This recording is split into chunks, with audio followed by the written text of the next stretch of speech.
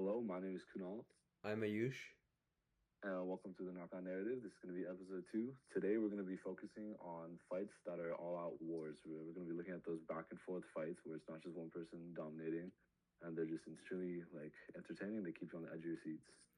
Yeah, I think these are definitely the best types of fights, especially when both fighters are like top tier skill level and they just try to knock each other out. As an audience member, or even just as a viewer, you always feel entertained seeing these. Yeah. This is probably like the best type. But I think before we're gonna discuss some of MMA news, I Yeah. guess. So for starters, the news came out today morning that Bilal Muhammad has pulled out of his bout at UFC 310 against Shavkat Rakhmonov. Yeah. So What do you think about that? yeah, that's I'm really disappointed because I mean I think Shavkat easily takes him. Yeah. Um, I'm really disappointed because I think there's some big build up, and now Yeah. well, now Shavkat's gonna have to wait even longer for that unless he fights at 310 for against like a short notice opponent. I don't like who do you think is like potential replacements for that? Like both for Shavkat and like a potential main event replacement. Yeah, so I don't think that they're gonna replace the main event because welterweight is not like the most active currently. I saw some news that like this is obviously just like social media and stuff, but Kamaru Usman versus Shavkat Rakhmonov for the interim Yeah, welterweight yeah. title. I don't know There's how been I a lot would of like interim that to talks. go. There's the potential Usman. There's potential JDM, JDM. Jack Della Maddalena fight. Potential Ian Gary. They're called all those like top prospects. They're all being kind of like Yeah. mentioned. There was also some like a bit of a kind of encrypted message from Peloton Yeah. that he might like, and I wouldn't be surprised if he steps in. Honestly, Yeah, I I don't mean, know against who. I he don't think saved Ankh is he gonna. saved UFC I don't think. 303 and put Yeah, on a great performance, so I wouldn't be I don't surprised. I think. wouldn't be disappointed if he does that again. But I also do want to Yeah. see the welterweight division get some more action. It's So I think what's gonna. So I think what it's adding up to be right now, as of now, is they're probably gonna keep the Shafkat fight like for like an interim belt maybe or something, but then they're gonna add like per. They could add per as well. I think that's probably what I want to see the most. I agree, yeah. What are your opinions on if Shavkat and Kamaru Usman fight? That's a tough one, man. I mean, I feel like Kamala's on a bit of a skid. Um, Yeah, his Shavkat's career is obviously 18-0, 18-0, 18 finishes, right? That's just absurd. yeah, Um, I'd be a little scared for how that would go for Kamara, but yeah, at the same time, he does have experience, and can't forget who the guy was. He's out of his prime, yeah, but I feel like just because he's out of his prime doesn't mean that the fighter that he once was is fully gone, yeah, for sure. I mean, the right? performance that he And put so on against Hamza Chimaev, that was amazing. For 10 days of notice, he yeah, for arguably won 10, that like fight. agreed that first round was rough, but then like Yeah, after once he that, like learned how Hamzat played, like he was like yeah, he didn't get like finished. So yeah, yeah. And so some more things too. So with the whole, I guess it's not a situation, but with Merab Dvalishvili, do you think he's ducking Nurmagomedov? I do think there's a high possibility because he Yeah, keeps on mentioning rematch for Sean yeah. O'Malley, He's which he's been favors calling him for that sugar completely. rematch. He's been calling for that sugar rematch for so long, as if Yeah, I you don't know know why he would do it. sugar's I like think Suga would probably win in the next one because he knows how I Merab would play. honestly I don't know about that one because I feel like Merab would use the same game plan. I don't know how much training sugar like I'm not an any means Merab fan, but I do think that the same game plan. I don't think the amount of training would be enough for sugar Yeah, to combat that because like barely anyone has been able to, yeah, other than people like Jose Aldo who have had like years of takedown defense practice. But yeah, no, for what I was sure. gonna add on is because he's just been calling for that rematch as if Sugar is like a legend, you know, as if he ran the division. Yeah, I Like mean, Izzy was giving a title shot off a loss. People are still calling for like Illy wants to give it to Volk. It's because those are like legends. They ran the yeah, division so exactly. good. But like Sean Sugar isn't at the Sugar same beat level as Izzy Sugar beat or Volk. Aljo and then beat Cheeto, Yeah, right? And then I feel like every time someone brings up the idea of like a fight between the two, he just dismisses it, and he's like, he hasn't. I don't know how much he's been, yeah. I think properly I think replacing it. definitely he's maybe not like completely ducking, but I think there's a big chance that he is Yeah, like ducking, and I think Dana wants to Umar put would him win in. if they do eventually fight. Dana is in favor. He said in the press conference after 308, I believe, that Umar's next. Hmm. But yeah, I think Umar's definitely trying to avoid it because he might not be too confident in his skill. You know, I mean, Umar is Yeah, Khabib's brother, and Khabib blood is just yeah. absurd. And We've yeah. seen So what after partial the Khabib blood can do with Islam Makhachev in the lightweight division. yeah, So yeah. yeah. All right. And so after 308, which if you missed our reaction, you can go check it out. It was episode 1. There was potential talks for, because of the fact that Ilya has now cleared out both Volk and Holloway, there's potential talks for double champ status soon. I don't think he'll get it in his next fight. I think in the next maybe 2 though he could. Yeah, So for sure. if he were to fight Islam, how would you think that fight would go? I think Ilya definitely talks a lot how he thinks his style is completely against Islam, but if you like look at Islam's fighting style, he's fought like Charles Oliveira, arguably one of the greatest people at Brazilian Jiu-Jitsu. He's fought Dustin Poirier, one of the best strikers. He's fought so like he's fought like many different styles. I still think that Islam Makhachev would take him quite easily. More and more people, and I'm starting to think like when Ilya talks, it isn't all complete, bull. But yeah, but I think his talks against Islam are a little, because I think Islam is honestly better than Khabib. He looks less indestructible, but he's better.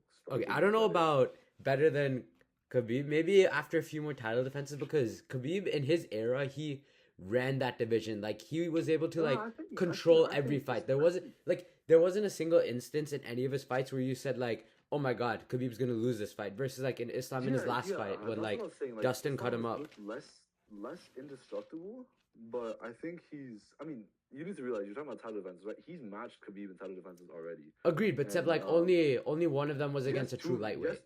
Yes, two of them were against was a 45er. One of them was on short notice. But I think he will rack them up. And if you just look at Islam as a fighter, he's a better striker. Agreed, yeah. I agree that he's a better overall striker. I don't know. I have to watch it like side by side to see who's a better wrestler. But the striking is Islam. They're both phenomenal grapplers, and the striking is just way in Islam's favor. Yeah, I agree as well. But I just don't think Islam is at a point enough in his career where you could say that he's better than Khabib. If he beats Sarukian, for potential fights landing between them, and then maybe one more, who else would be worthy of I think it would be the winner of Charles Oliveira and Michael Chandler. Yeah. I think if he beats them, then I think you could solidify him as better. I agreed, yeah. Except we will see. I think he has to face somebody like Michael Chandler, who's like insanely Michael Chandler would be an interesting fight, but yeah, because like he's similar to Poirier in the sense that they're like predominantly striking, except Michael Chandler he's more well-rounded in the fact that his wrestling isn't that bad, and like his first round energy is just like one of the greatest. Yeah. He's like one of the greatest fighters. He's like a mythical fighter. In that first round, but I think Islam would still win. I think he has the fight IQ, right? So he has the fight IQ for it. So because Chandler, that's like one of his weaknesses. You'll notice after that first round, even in the first round, he does things for like they make everyone, even someone with barely any MMA knowledge, just look at it and be like, "What just happened?" Because especially in that Justin Gaethje fight. Yeah, there's some. Yeah, he made some interesting moves in all of his fights, even the Oliveira fight. He could have finished him and made some interesting moves there. So if he had fight IQ, he would be a generational fighter. Yeah, and also like his whole stunt of not fighting until he fought Conor McGregor, wasting 2 years of his career, just to fight Charles Oliveira again. That is rough. Yeah. But going back to the Ilya thing, I think so definitely because Ilya is a grappler, right? His striking is like a game, but he did start as a grappler. That's the thing. Like he came into the UFC 9-0 and 8 of his wins were subs. So that's he's definitely a grappler. So I don't know if his grappling can compete with these Dagestanis. Because the thing with these guys, and honestly, I was watching UFC 307 with my dad. I watched the replay of the Pereira Ranchi fight. Yeah. And I mentioned how the cardio is lacking because of the high altitude, and he did bring up that the guys that live in these high altitude places, they have insane cardio. Agreed. Yeah. Accustomed to that. And that did make me think of all these Dagestanis that are really growing up in the mountains. Yeah. It kind of explains why their cardio is just absolutely absurd. They live out there, they train, and so when they come down to here, they're like on a rush while everyone else is like in that third round, they're all gassed and they're like ready for more. They can do like the whole thing like 5 more times. Would you think that if Makhachev and Ilya were to fight, it would be a dominant win for either side? I would say it was I would say it would be a dominant win for Islam Makhachev. Yeah, I think Islam. I'm leaning towards Islam on this one. It would either be for me. I don't think it would probably either be a war or a completely dominant. Agreed. Yeah. Yeah, I yeah. don't think it would Because be there's a like a possibility. Because like, mediocre, you know. it's the only problem is I don't know if like Ilya he can do wars because like as we saw last weekend his power is insane. Yeah, So no, he's I not a mean, volume striker, right? Which we see most wars are from. So he could do wars if he honestly if he finds like Holloway versus it was honestly it was kind of turning out to slowly be a war up until the tragedy, yeah, but because it was they were going at it they were going at it both yeah, of they were them like like exchanging some hard hits, but like Ilya, if he just like lands one with like full power, we saw it against Volk, we saw it against yeah Max Holloway. yeah It's lights and out. Makachev has been dropped multiple times. He has Hmm. been knocked out early in his career. Yeah, Uh, but that was also from dumb choices. So yeah, and I did. A lot of people do debate, and I can see why they'd say it was an early stoppage. Um, yeah, but yeah, I think that fight would definitely be a good one. That's probably if Islam stay. I think Islam will honestly stay champ for quite a bit. yeah. I think the only person to dethrone him might be like Charles. maybe It's we Charles, saw how he got dominated in that first fight, first round submission. maybe yeah. So I think We'll see how that plays out. um okay, and then there's also I guess the John Jones. So we saw I think was it 2 weeks ago, or 3 weeks ago in Ngannou he just destroyed Yeah, Renan 3 weeks. No, 2 weeks ago. You know, Yeah. yeah, I think so. Yeah, there's people leaning they were saying, oh, Renan like is being heavily slept on, blah blah blah. I think they were kind of forgetting that Ngannou was a UFC champ, and Yeah. And the as amount of devastating skill you as gain striking from like was, just fighting in the UFC compared to these other yeah, promotions. and then he learned like some proper wrestling because Exactly, Stipe yeah. managed to dominate him, so he kind of learned wrestling after that, and then he used it a lot against Cyril Gane, who agree, not that big. Like yes, the last two wrestling performances are, I guess against guys that aren't known for stand up grappling game at all. Yeah. But it's still like impressive, this like monster, and he knows how to wrestle too. It's scary. That's just scary, and he managed to kill Renan Ferrero with that. I mean, he made Yeah, I him mean go like he flat. took him down in the first and then he just like put him to sleep Yeah, so quick. It's getting scary. getting put to sleep with ground strikes is just absurd, and especially like I think another then way there's, like- we have seen like that similar form is Khabib's dominant victories. He would take them down and then his ground game, it was yeah, like and then he would perfect. he would rain all hell on them with like elbows, fists, Yeah. like all it was bad what he used to do to some of these guys. Yeah. But you know how John Jones was there for it, right? Oh, I did not know that.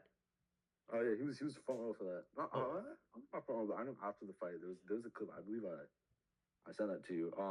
So like there's that whole John Jones situation because like there's two dream fights for Yeah. like a lot of fans regarding John Jones. Either that Jones Aspinall or getting like a Jones and Ngannou fight. Yeah, I think the Jones and And- Ngannou super fight, I think like 2 or 3 years ago when both of them were in their prime. Actually, no, Yeah. not Jones in his prime, but Ngannou was in his prime. That like think that fight would have fed families. Yeah, but I think realistically we're not getting. Yeah, either. realistically, I don't think we're He's getting reti- either of them because He's retiring Jones in like two weeks ish. I think that's when UFC 309 is. 2, Both 3 Stipe weeks, and him yeah. are done. Think- If you were to get them though, how would you think both of the fights would go? Ooh, for Tom Aspinall, like obviously we saw what he did to Sergey Pavlovich for the interim fight, Yeah, and then in his he weird was interim arguably the defense boogeyman. at UFC 304, I believe, what he did to Yeah. Curtis Blades with like just like one small It was jab, a jab. he gets knocked It was out, a and then jab. not even just a second later, he's sprinting like a little rugby player Yeah. for It was crazy. those final strikes. Curtis hadn't even hit the ground yet, and he was already full blast. exactly, yeah. It was- So I think his speed is definitely gonna help him against the an speed, older, yeah, slower and so opponent. it's because John is old and agreed. Yes, he has all the experience, but it's not like Aspinall's Aspinall's not like Cyril Gane, right? He can only strike, no wrestle. He Yeah. has wrestling. He has really good wrestling. His father, Andy Aspinall, was the first British Brazilian Jiu-Jitsu black belt. And Yeah, exactly. Andy And Aspinall has. we made saw that against, Tom I Aspinall believe, a Volkov. beast. He submitted him. Yeah, took him down. He even Arlovsky, that first round after in the Yeah. into the second round, he just had this like insanely fast takedown, just speared him up against the cage. It was crazy. Yeah. But, I feel like I think Aspinall. I don't know if it'd be by knockout. I think it would. You can't really tell because John has only performed once at heavyweight, and he wasn't like his light heavyweight self. He was like slower. Yes, he was still Yeah, like and- arguably as good, if not like better, considered how much he was training for that fight. But it wasn't the same like John that we considered to be the It GOAT. wasn't, yeah. And I mean, I feel like a lot of people are cutting. Like, oh yeah, and agreed, he is still great, and that performance was great. But I think you can't. I don't know if you can use that performance to say if his wrestling is better than Aspinall's, Yeah. because of the fact that he did wrestle Cyril Gane, who has been absolutely dominated by any form of wrestling. But Yeah. I guess if you look at light heavyweight performance, but then again, you can't throw around the light heavyweight the way you can a heavyweight. Right? Exactly. So Yeah. but I think I'd see Aspinall win that. I think like Aspinall thought the fight with Blades. He said in a post interview he thought that was going to go to a decision. He didn't see it ending that fast. And Well, we honestly, clearly I saw think the opposite. yeah, a fight with Jones, I feel like that would go to decision. Yeah. Honestly, I think I don't know if Jones it'd is be a smart fast. enough to like know Yeah, not to just I don't like think. strike him because I think Aspinall has power and speed, so Jones would have to play with his technique and experience. Yeah. I mean, Aspinall has some pretty good technique too. How would you think the Ngannou fight would go? That would go interesting. Like they're both I quite think both of old, them would be going. I but think like after Ngannou his would be last performance, swinging I for think him. Ngannou would. If they were to fight right now versus if they were to fight when both of them are in their primes would be a completely different question. But I Yeah, think if they were to fight right now, Ngannou would win. He's a lot more active in like the fighting world, although he like lost twice. I mean, like one of them was a robbery at boxing, and then he yeah, switched to PFL, put on like an absolute show, knocking out like probably one of the best heavyweights at PFL. yeah. That's like PFL's top guy. Exactly, One of them. and he just ran through him in like But half a round. that'd be interesting because I don't know how Ngannou's wrestling with us in stand up. John's chin would it take? Because John was arguably dropped against Reyes, who was a sniper when he was like, Yeah, in his that prime. kind of run. But it would be interesting because I know Ngannou he could definitely swing and connect. But then Yeah, if Jones would just out wrestle him for 5 rounds the way agreed. Yeah. Stipe kind of did him, that would be that would be Ngannou, interesting. Ngannou's I think I wrestling would shouldn't be definitely. slept on. It's like really good. Yeah, yeah. I think I don't know. I'd be more on the rails about that one than the Aspinall. Like I'm more confident in Aspinall winning because Agreed. Yeah, I think he's he's definitely just better at heavyweight, and the fact that Aspinall's like what 30, 31, Jones is pushing 40. It's just age gap. Right? yeah, and same with Ngannou. He's also pushing Not 40. So not everyone's fresh at that age of 38. Okay. One more thing. Yeah, it was what I wrote down. So I think a couple of days ago in class, Krishna asked me. Krishna's just a friend of ours. He was asking me that if you were like actually good at this fighting stuff, right? Like world champion material or whatever. yeah, Would you like whatever style you like? Like I know you like wrestling. I love to watch like striking, kickboxing and stuff. If you were like champion level, or at least I guess at the very least like top 3 contender material, with room for improvement, would you go into it? I think I don't think I would because it's such a dangerous profession. Like you see all these Yeah. like retired UFC fighters with brain damage. Although like most turn out to be okay. It's just I don't think it's worth the risk. I think I would. He also said no because like I was trying to argue like how there's money to be made. He was like, yeah, there's much safer ways to make money, but it's like yeah, but if you're good at it, if you're a world champion too, world champs make money, bro. I agree. Yeah. And I think if he said good, as in like you're one of the best in the world, I feel like at that level you should have the ability. It's not like an obligation, but when you're really good at it, you'll notice like your top fighters they take the least damage Agreed. Yeah. out of because they're smart. Like Izzy, for example, he hasn't taken much damage. Yeah, apart from Mike that Watson, Poatan Mike Watson, knockout, which he bounced back immediately, like he wasn't like any like other apart yeah. from like No, it's so guys like for example Gaethje, he probably has an insane brain damage. The guy's taking so much damage. yeah, Like, except like would you not it's consider him ridiculous. like top 3 in the weight class at a certain time? Yeah, he was. No, but it's because he wasn't. We're talking like when Krishna worded it, he was wording it as like you're truly one of the most talented guys in the world. Yeah. Um, and although yes, Gaethje was just swing. He has some technique too, but a lot of it you'll notice his chin is Yeah. he's wobbled a lot. He's definitely doing a lot of that. I feel like Especially after that Max Holloway eight fights fight, in. his chin Yeah, is not gonna hold up that long. yeah, and I think so. If I was at that level, there would be minimal damage. I do think I would go into it honestly, because like yeah, I feel like it'd be pretty cool. Yeah. It would, but like But then, what fighting style do especially you think for you like would do? kickboxing. I mean, makes sense, but considering how tall you are and how long your limbs are, I think Yeah, if I were to yeah. go, I'd just be I would probably go for more of like a wrestling or sambo base. Yeah, I yeah. think it's just the No, best for my. honestly, I'd try like I love Izzy. I'd try to model myself off of him. Like Anderson Silva, he was a a kickboxer, but he also had some pretty like decent grappling. Yeah, agreed. Which is like Like, you definitely need like everything to be a good fighter. But yeah, even if it like I was good at it, I wouldn't like just like wrestle for to a decision like because Bilal Muhammad or like Silva was a proper like what do you call it? He was properly certified in kickboxing. He also was, I believe, he was a black belt in jiu-jitsu as well. I can fact check that really quick. yeah.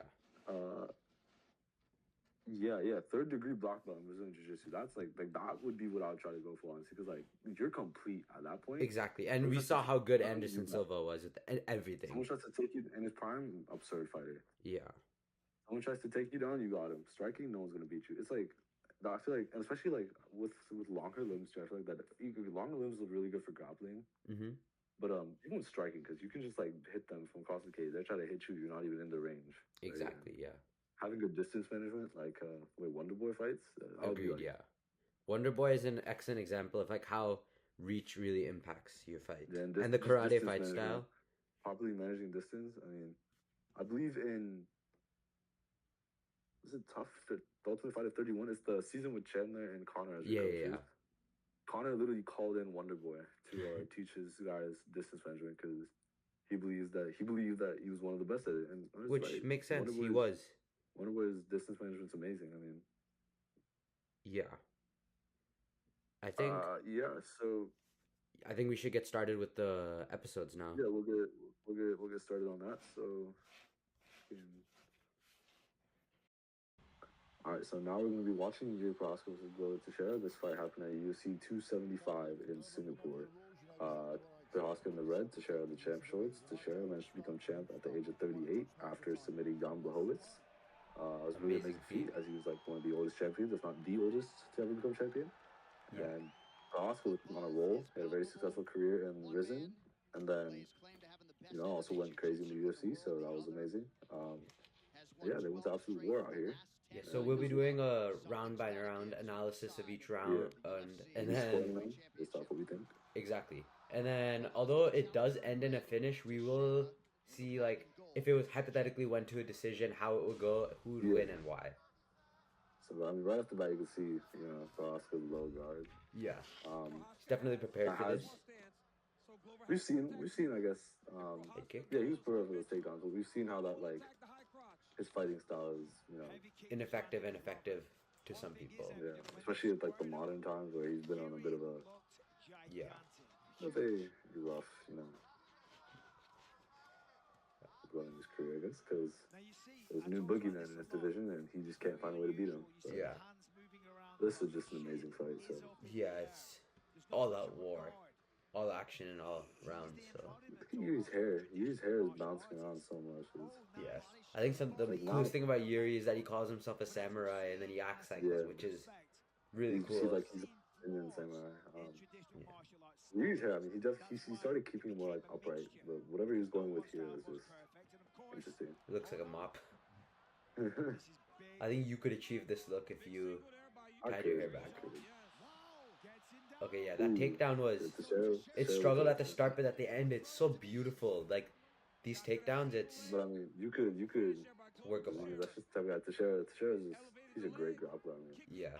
Pereira's learning grappling from him. Pereira's at the end part of his career. He probably will be retiring in like the next couple of years. Yeah. But having Teixeira as your coach, especially like a grappling coach, because that's just you're gonna be a good grappler if he's teaching you.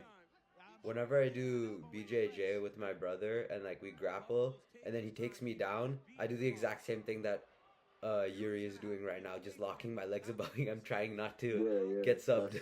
The body triangle. It's effective, but it's painful. You gotta squeeze it. Oh.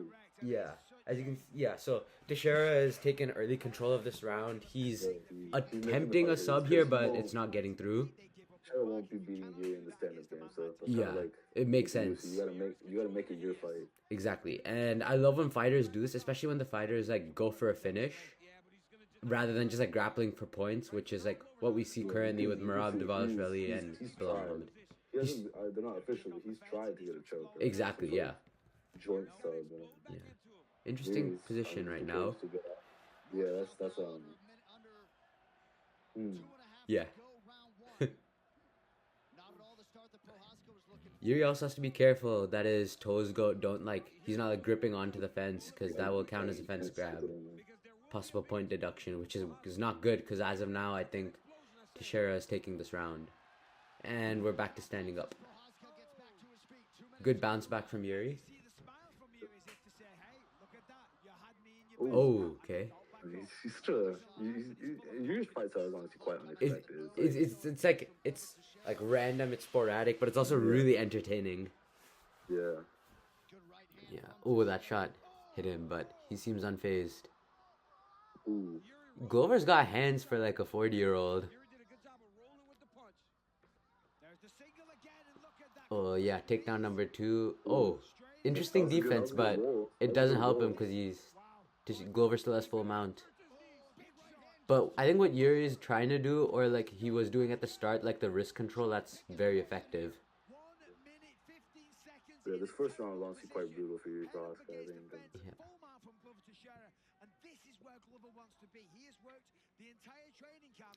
Yeah, I think right now Teixeira is just going for the ground control, trying to get a finish, but seems Yeah, unlucky. you Yeah, can like see 27 to the 1 for that's this. ground strikes. You see No, that? honestly, it makes sense. I mean, Teixeira's kind of dominating this round. Yeah. Yeah, those elbows, they're horrible. Oh, now he's got his back exposed. It's the worst thing you can do when somebody's on you. Mhm. But I think the balance, like, it's like too off to get a rear naked in. This is interesting position, but as you can see from Yuri's legs, he's doing good. Yeah, he's able to stay up, but Yeah, Teixeira does have his legs in a way that yeah, it could definitely like squeeze not squeeze his neck, but like yeah. And then the snap classic arm. guard, and then Yuri's. Yeah, you not trying to Yeah. get down there. Oh yeah. These strikes are just devastating because like Yeah. one of them could just unexpectedly hit you in the temple and knock you out cold. So like this did like significant damage to him. It'll rock you so badly you won't know where you are. Exactly. Yeah. What a first round. Yeah, that was a great round. I think round 1 I would give 10-8 to Glover Teixeira. I'm gonna say 10-9 Teixeira. Oh, did I say 10-8? Yeah. Oh, my bad. I meant to say 10-9. I don't know what I was saying. That was definitely not a 10-8. Like these takedowns, they're beautiful. That was like roll escape, you know? Yeah, that was interesting, but like Teixeira just got the back in the end. Yeah. I think there's lots of mutual respect for the fighters.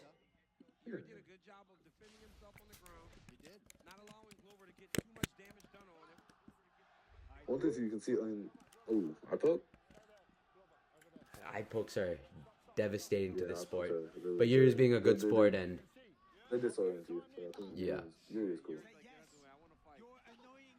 Yuri's cool with it. Lots of mutual respect. You can see the difference. You can see how effective Yuri is honestly when there's no threat of a low kick. Yeah. Those kicks from Peloton really destroyed him. Yeah, he didn't know how to like beat them. Like in the first, both that and then like fighting like people where your hands don't need to stay up. Like with Peloton, if your hands are down, you're done. Yeah. Yuri's having a hard time because this has been his style his whole time. It's not like Teixeira. He's not much of a boxer, so Teixeira's an amazing, like, well-rounded fighter. Like he has hands, but he's also an amazing grappler. Yeah, but you have to. He's more dominant grappler. Yeah, that was a beautiful front kick. If it connected, it would have done things to Teixeira. More dominant grappler. Yeah, I think he wanted to go for that takedown, but then he realized it was too far out of range. These knees to the body, they also must hurt so much. Yeah. The way Yuri fights, it's a very interesting style. It's like a mix with like every single martial art. It was effective, and I do believe it would still be effective right now had Peloton never come around. Yeah. Did Yuri and Jan Blachowicz ever fight? Not yet. No. That would have been a good fight. I mean, you think about one thing too. Yuri here was young. Yeah. He was like 29 maybe in this Compared fight. to like how old is Teixeira? 40? Potentially pushing. Yuri was about 30. Oh, that disoriented him. Yeah, for sure. You And can now see that Yuri's he's like, locked. again, that random Yeah, fight. You never know when he's gonna do a flying knee, a front yeah, kick, yeah. uppercuts, He's like like, all these shots. They're like, this is bad. This is bad. and then Glover obviously he tries to go for the takedown, but he can't get it. So now he's like, Okay, so I think what I was saying at the start. So Teixeira actually became champ at around he was 40 plus, not 38. oh 38 wow, was, yeah, he was like 42 if I'm doing the math correctly. all these shots And are this fight, rocking he was him. 42, 43. But yeah, when you're hurt and you can barely defend yourself and you start getting hit by a guy like Yuri, I mean, ooh, it's rough. You can see Yuri's hands are down. His hands. Yeah, are like down. if it was against Poatan, one left hook, or even somebody who has Yeah. like lots of power, one No, left hook with it. You can see that. Yuri started slowly in UFC 25.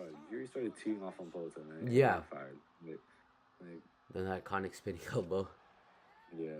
He's eating these like small jabs, but like these heavy shots from you. Ooh, Oh, yeah. beautiful takedown. Takedown attempt?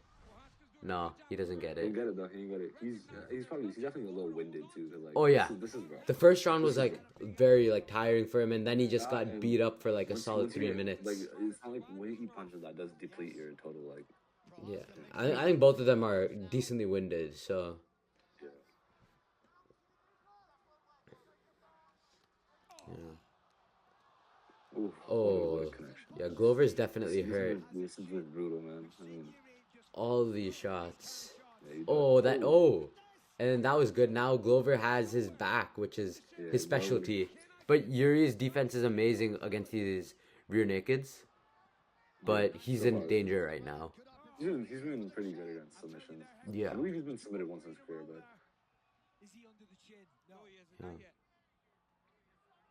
he couldn't get the chin. But this honestly turned around. You know. Yeah. That was shaping up to be a 10-9 for Yuri, but then after this, I mean, wow, it was some heavy shapes. Yeah.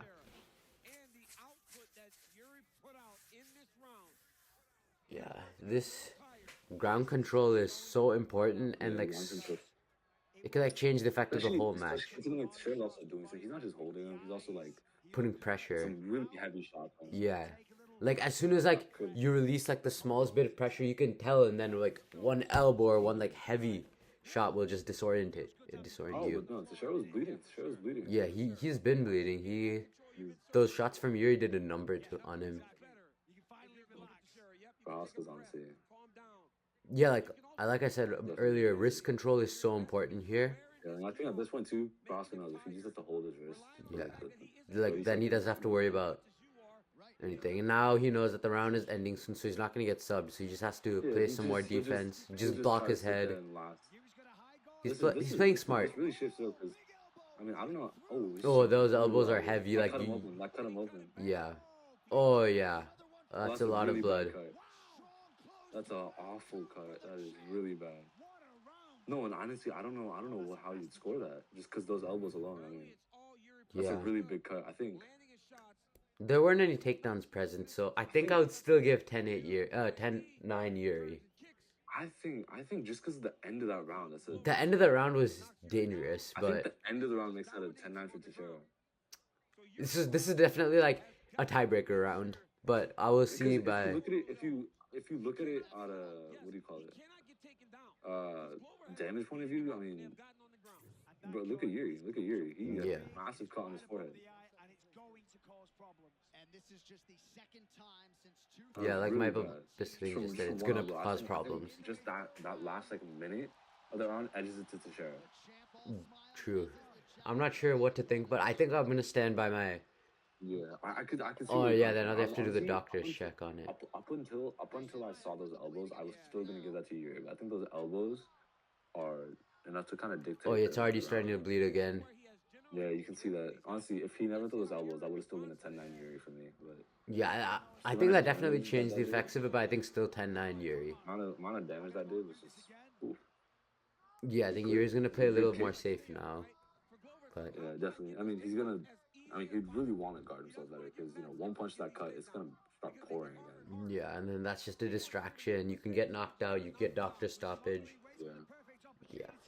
I mean, the blood gets in. Oh, takedown attempt? No, actually, that doesn't count as one. He stuffed it. Yeah, Prochazka knows. You don't want to go to the floor. Yeah, you don't want to get on the ground to You can see they'll Teixeira. try to bait you. Oliver, like they've tried. Well, they'll bait you, and Yeah. stupid fighter will listen, and then they'll get their like arm snapped or they'll literally get choked. Like, ooh, this is a dangerous sport. Clean straight. So much movement. Yeah, as you can see, both of them are quite winded. I mean, it makes sense, third round. Yeah. The first 2 rounds were like absurd, Mm-hmm. Just because the dangers come from everywhere. Yeah, Yuri's hair is all the way down. Then Glover's trying to get the takedown again. What he has doing right now, he kind of sticks it more up. It's like fixed up. Yeah. That is definitely better because yes, it looks more like a stick rather than hair, but it's in terms of a fight where you need your hair to be like fixed. Oh yeah, this is.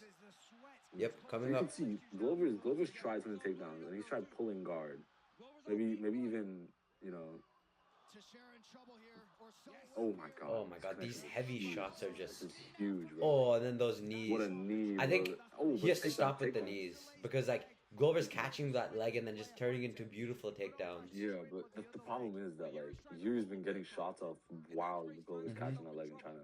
It's a trade-off. Is it like worth it to get taken down for all those shots? Earlier when Mark Goddard stood him up, Teixeira took a bit to get him, both because he's tired and because he's winded. Yeah, exactly. It makes sense. Like I don't know how Yuri has the strength. Like he partially just lifted him up there, and now he's gonna stand up. Yeah, the full way that's like 220, 230 pounds, just lifting them up, dragging it around. Both these guys weigh like maybe 220 in there. Yeah, probably more. Yeah. I don't know about more. I think 220. 220. Because I know Peloton fights at 230 at light heavyweight. Yeah, but also it's Peloton. Peloton's it's true. Absurd at weight cutting. Peloton is bigger than both these guys. We've seen it. Agreed. Yeah. Like Prochazka is someone who people. Oh my god. Yeah. You can see every time Glover starts getting a little hurt, he shoots that takedown, which is smart. It's smart, and he's getting stuff done with it. But what was it? So yeah, people have told Prochazka to go down to middleweight because he fights at weights that like a lot of middleweights. Agreed. Yeah. And honestly, that could be. I think he should stay at light heavy because I think he's really effective at light heavy, especially if he's fought here. He could also win. I think he wins the title against middleweight champion Dricus Duplessis. I think he could. With the right amount of training, he could. Oh my god, all of these shots are horrible for Teixeira. He's eating all of them like a champ though. What was that? I think Yuri, like, one thing he's known for is he has power. Agreed. Yeah. And I think that power will get depleted at, like, a lot of people are saying like he fights at weights that middleweight should be. You feel more drained at middleweight. Yeah. And that's why Pereira was so successful at light heavy, but middleweight it was like he still became champ, but then that last fight against Izzy was rough one for him. Wow, round 3, 47 to 4 significant strikes. Round 3 alone, that is. Yeah, he's definitely getting annoyed from all that blood. Is Yuri's cut opened up or? I think Yuri's was the one dripping. Yeah.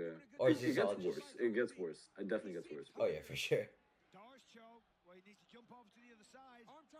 Oh yeah. Oh, you can see like Yuri's ground game's decent. He has chokes. Yeah, he definitely does. There's no denying his skills, but compared to Glover, it's not going to be as good. Bloody both these guys were after like 2 rounds, 3 rounds. Well, you got to respect Yuri for even going for that. Going up against a guy with the jiu-jitsu credentials. Yeah, all these shots, they're so important. Just like in the last 5 seconds of the last round. Yeah, what Yuri was trying to do, he was trying to hold it, except now when Glover just slipped, it's like all these shots are so bad for him. Look at his face. Look at his. That's so bad. Yeah, I don't even know how to score this round. Yeah, that's. I feel like they keep doing this honestly, where it's like Yuri at the start, then he just gets taken down. Teixeira just pulls something huge at the end. Yeah. Yeah, I agree. Yeah, I don't know how I'm gonna score it, but I think I would give this one to Glover. Yeah, I think I'm gonna go 10-9. So I think right now, like I'd have it 30-27 to Teixeira right now. You would have it 29-28. Yeah, I would have it 29-28 to Teixeira right now. You would have it 37. Yeah, I'm at 30-27. 30-20. Yeah, okay. So you think Teixeira has won all 3? I think the second round is also debatable. I think we can agree that Teixeira won that third round. I see where you're coming from, 100%. I'm not gonna be like, oh, you're ridiculous for that. Yeah. I just think those elbows at them. The elbow, yeah, I agree as well. Those elbows at the end were absolutely devastating. I don't think they were enough to sway like it that much. If like there was if there was like 10-10s, I think that round would have been a 10-10. Inspired by this man. The determination. Oh my God, he's trying to get the finish because this is painful. And honestly, I think nice body shot. His corner set right to the body. Left hook. Oh, head kick. Head kick. He shook that off. Yeah. That wouldn't fare out so well. UFC 303. Yeah. A little more labored in his movements now. My favorite thing about these light heavyweights is that they're so active when they fight. Like Yuri, he fought 295, 300, 303, and then Pereira also did the same. I mean, Yuri deserves a break now. Yeah, I agree.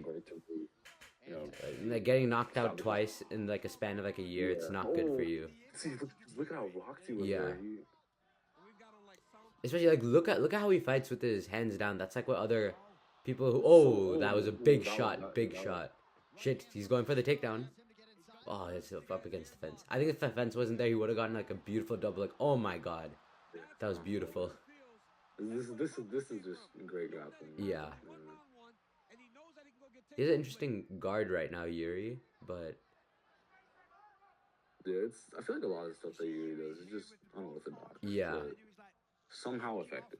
yeah, But he's got to get the left arm under. Against most. Against most. He's got to get them both yeah. I don't know how. Like, I think Glover has like full control. Like, forward over his head, especially with let's. Yeah. Yeah, like I can't think of any kind of submission where Yuri could get through. So I think Yuri just has to defend himself.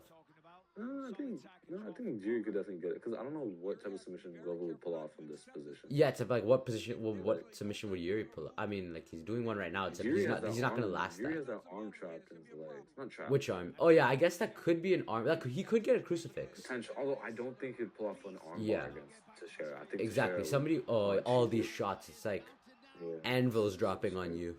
See, this is just. Oh. Yeah, and then he goes for the arm triangle. These arm triangles are horrible. It just suffocates you with the shoulder. Look at the blood. Look at the blood off his face. It's just pouring out. But he's giving the thumbs up. He's good. He's just rotating his head. Yeah, Rotating your head will always save you.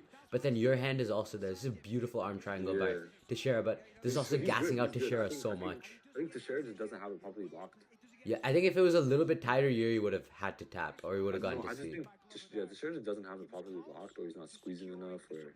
I mean, makes sense. He's gassed, and then you can only Yeah. squeeze so hard when No, I you're think, this I think tired. it just didn't have it properly locked. 'Cause Yeah, I think yeah. At this moment, you'd get a certain like adrenaline boost. Yeah, agreed. Yeah, like you're Oh about no! to finish. See, now he shifted. He shifted over to the right now. That is tight. That is really tight. It's if Yuri, he's not gonna tap. watch his hands, watch his hands. That is absurdly tight. Oh, it's tight. Yeah. He is squirming and he is squeezing. Oh, he said he's okay. He's scoring, but he's giving the Still thumbs giving up. Thumbs up. He's still giving the thumbs up. That's just, Yeah.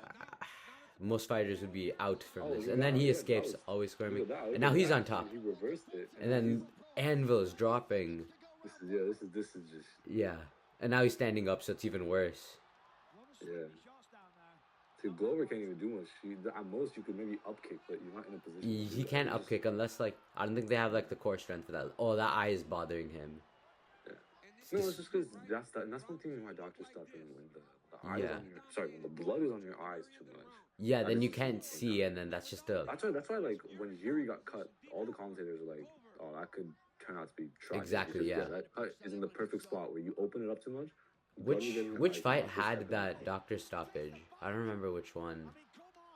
There were multiple. There was like recently. I know. Well, no. So It wasn't recently, it was, like, in the Colin- golden era. No, like recently, Drew Dober and Gene Silva. Dober had a cut on his eyebrow. It Oh, was a really deep cut. what's it called? It wasn't golden era, but the Bruno Silva fight at UFC 303. The women's fight. Oh, Bueno Silva, Yeah, that not was- Bruno Silva, Bueno Silva, yeah. Maria Bueno that was- Silva. that And then was- she got that was- really that mad was- because she was winning that fight, and then one elbow led to all of that. I think Bueno Silva is an interesting case, I think, because she had a kind of bad performance at 297 Yeah. against Bob Pennington, and then And then she was doing good, and then she got that elbow, and then She was doctor looking good stoppage. until that elbow. Yeah. Okay, this was definitely an interesting one. I don't even know who to score this for. Because, I think this is gonna be the first one where I lean towards Prochazka Yeah. just because he got yes, there's submission offense, but he spent that last minute just Yeah. raining all hell down. So I think Final Will round, Benji- championship round. Look at the ovation because the crowd is just. Yeah, you were blessed to get to Yeah. watch this live. Yeah, now they're taunting the crowd, and oh my god. Yeah. I mean, Respect. Oh yeah, just a hug. I think so. The My mutual scorecard respect is gonna be, insane. We have seen Uh, everything. What Beautiful am I grappling supposed to by make? Glover. 39-37. Fantastic striking by Yuri. 39. Teixeira. Some really good grappling and takedown defense. Yeah, I have it. both men have nearly been finished. Yeah, it's been tremendous. Did Two you rounds give that each, last one to Yuri? 2 rounds each. Yeah, I think Yuri got that round. So I think Nice. Yeah, so then you're gonna have it even. yeah. And this is just Yuri. 38-38. Oh, he's those so shots are rocked. heavy. He was so rocked. That was. But then this was. This he shouldn't have shooting gone that- for the gilly. Shooting that guillotine. That was. He that should have was- just gone for the knockout.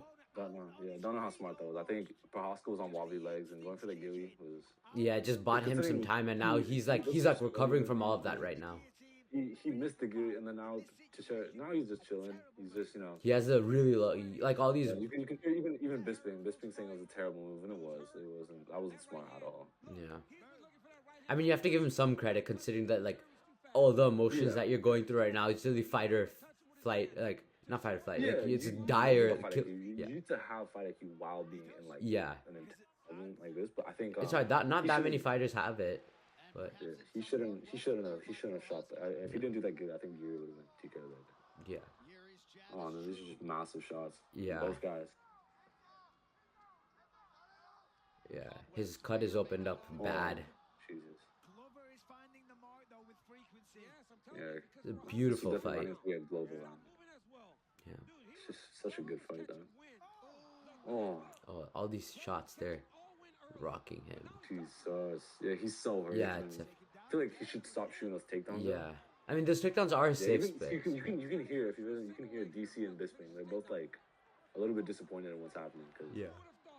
Teixeira is on the verge of finishing and shoots that takedown. I understand that's where he's comfortable, but when you're outboxing the guy, stick to boxing until he starts giving you problems. Just slapping away at his face just to do something. Refs making sure that he's all good. I think stuff takedown. Yeah. Oh my god, man. It really is. It's just an epic battle of wills right now. There's a hard job.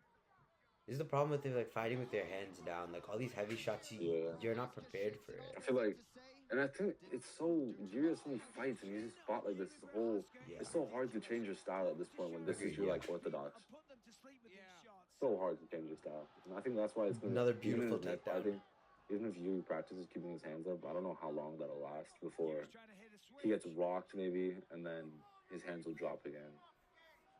Yeah. It is crazy to watch Glover at this age defend his Beautiful. championship with this It's much. And he's got look at the this. mount. He's in the fifth He round. got the Got mount. full mount. Championship rounds is where he went and did his thing. He's got 2 minutes though to go to work in full mount.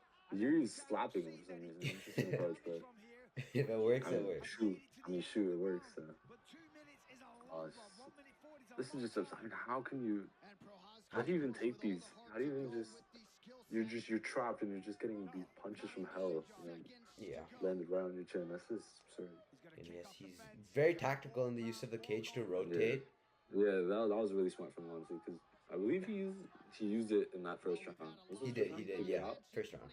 The first or second round. Early And round. yeah, he did. And it then he again. flips did it over, again. and then He's, this is like I the think Teixeira most was beautiful count- part of the. Teixeira was counted for it, but and then he completely reversed it. Now he was. Yeah, now he has Teixeira's full the one. mount just from that small rotation. Not full mount, but Yeah, he has partial mount.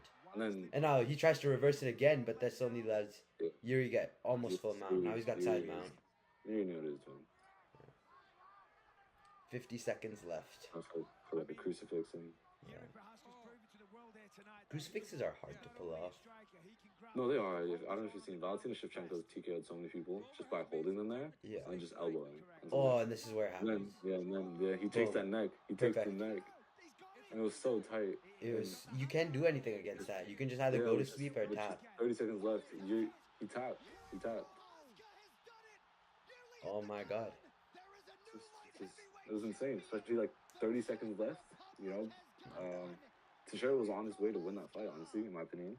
I agree. I think it would have been a You- split decision for Teixeira. he would've- It all he would have would've- ended he up like would- how that ground game. He would have won on the scorecards, I think. Yeah. And we can actually fact check that. I can. Yo, I'm curious to see how the second round was scored. We can That's we something can we had actually- different. We can check. Okay, we can. So okay, I can Glover a couple times find the was scorecards really rushing quick. to the next position and taking unnecessary chances, and ultimately it cost him his championship. He was Yeah, winning it's that round beautiful and this fight. Beautiful. And here it is. Everything was just great about it. Okay, so the scorecards. Oh yeah. So the first judge went 38-38 up until that point, right? Agreed. That's where I They was did at the as well. first two to Teixeira, last two to third and fourth to Yuri. Second judge was first two and the fourth to Glover. The third round to Yuri. That is what I did. He has both the identical scorecard to me. Yeah. Or no, he doesn't. I gave that fourth round to Yuri, the third round to Glover, and then wow, the third judge said that that third round was a 10-8 to Yuri. Wow. But then the other rounds were 10-9s to Glover. That's interesting. I wouldn't say it was a 10-8. Yeah, but I think for the most part, like Everybody had Yeah, I Glover think- winning.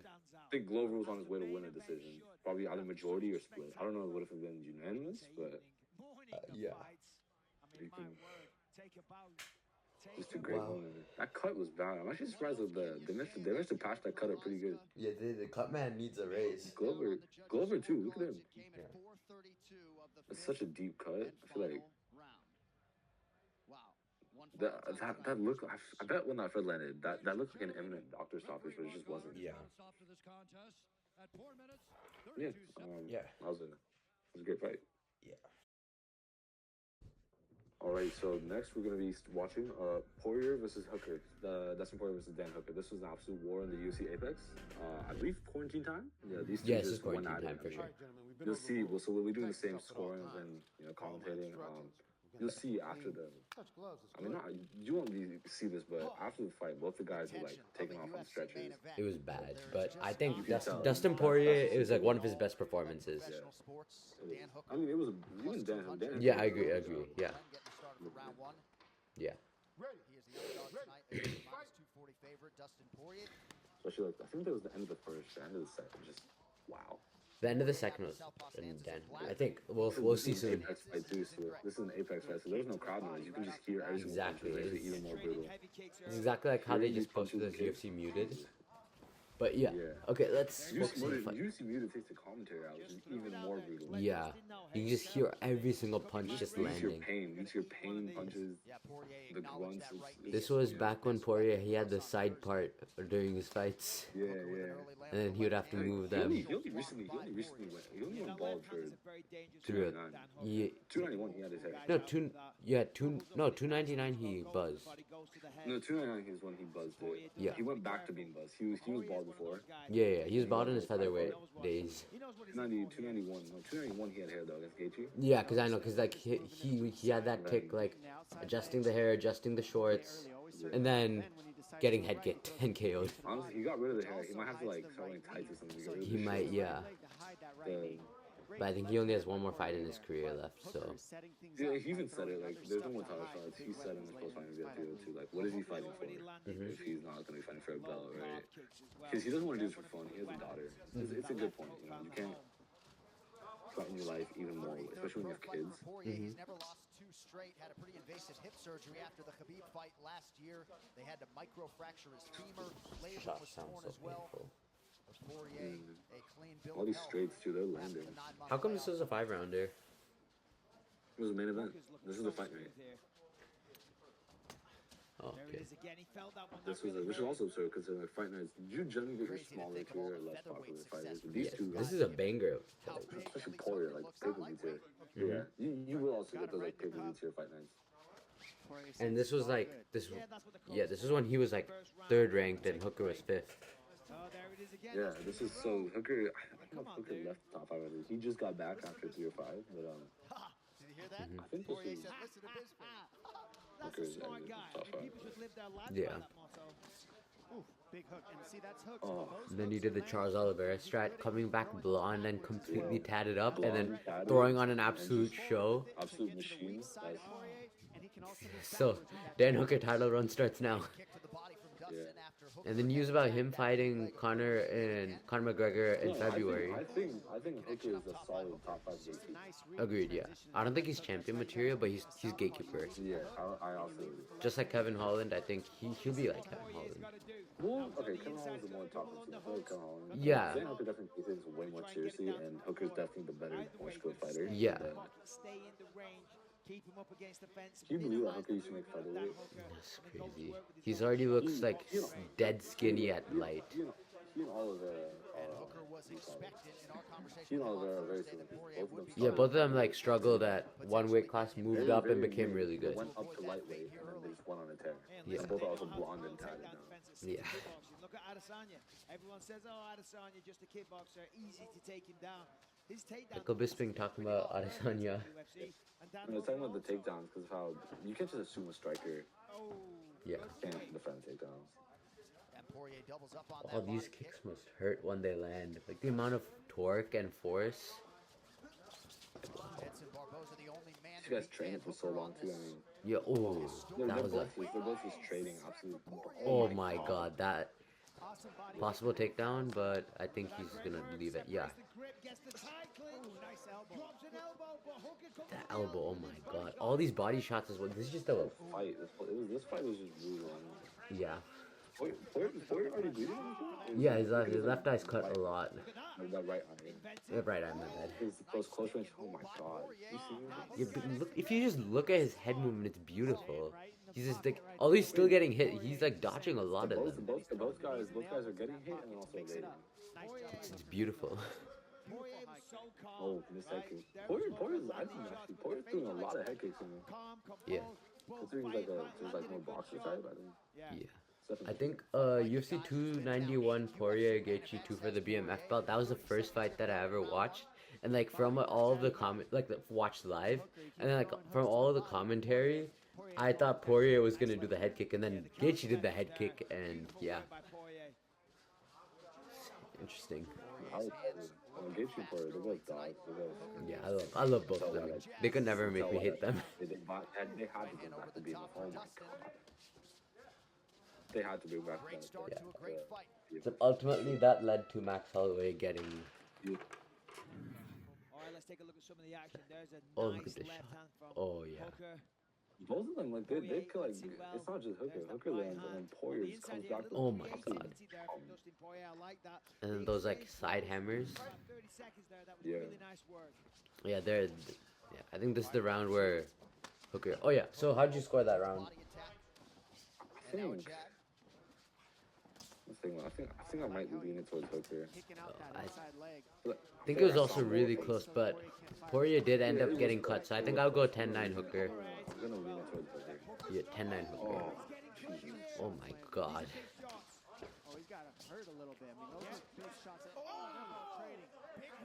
Oh my God. Poirier also. But I think Poirier's chin definitely decreased a lot from this fight. Takedown? No. This is one of those fights where I mean, you got Poirier shooting takedowns. That's how you know, like. Yeah, That's how you know, like, you're fighting someone good. He has nothing credential, but he's a boxer. Yeah. He's dominating boxers. Like. Nice instincts there by Poirier. You've seen those things, like Michael Chandler too. He's interesting. He got submitted by a striker, mainly. He got TKO by someone who's mainly a grappler. Yeah. And then went to decision with a highlight machine. Yeah, it's crazy. Like, what are you doing, man? Yeah. Did he KO Dan Hooker or? Yeah. Oh, these shots. In his big, oh my God! Look at the head movement from Hooker. Yeah. That last shot, if that connected, I think that could have put him out. Cause like that like made like Poirier move his whole body. Oh, all these shots. Oh my God! Now Hooker's. Oh my God! Now Poirier. Oh my God. It's beautiful. Still take down. Yeah. Well, listen. Yeah, Hooker did get slept by Chandler in Chandler's debut. Yeah. I mean, he was backing up and he got hit with this like left overhand hook type thing. I want to see that rematch. Now that Hooker's back and Chandler's back. Now Hooker probably takes it. Yeah. Yeah, this is a beautiful pace round. they're keeping right now. You literally don't know who to score it for. And they they've thrown a ton of punches in this round, and they've eaten a lot of damage. I mean, we're also on Can they keep it up? Yeah. As we said on the way in, right? That's why the decision was made at the end, This you is know. where Hooker has a lot of success.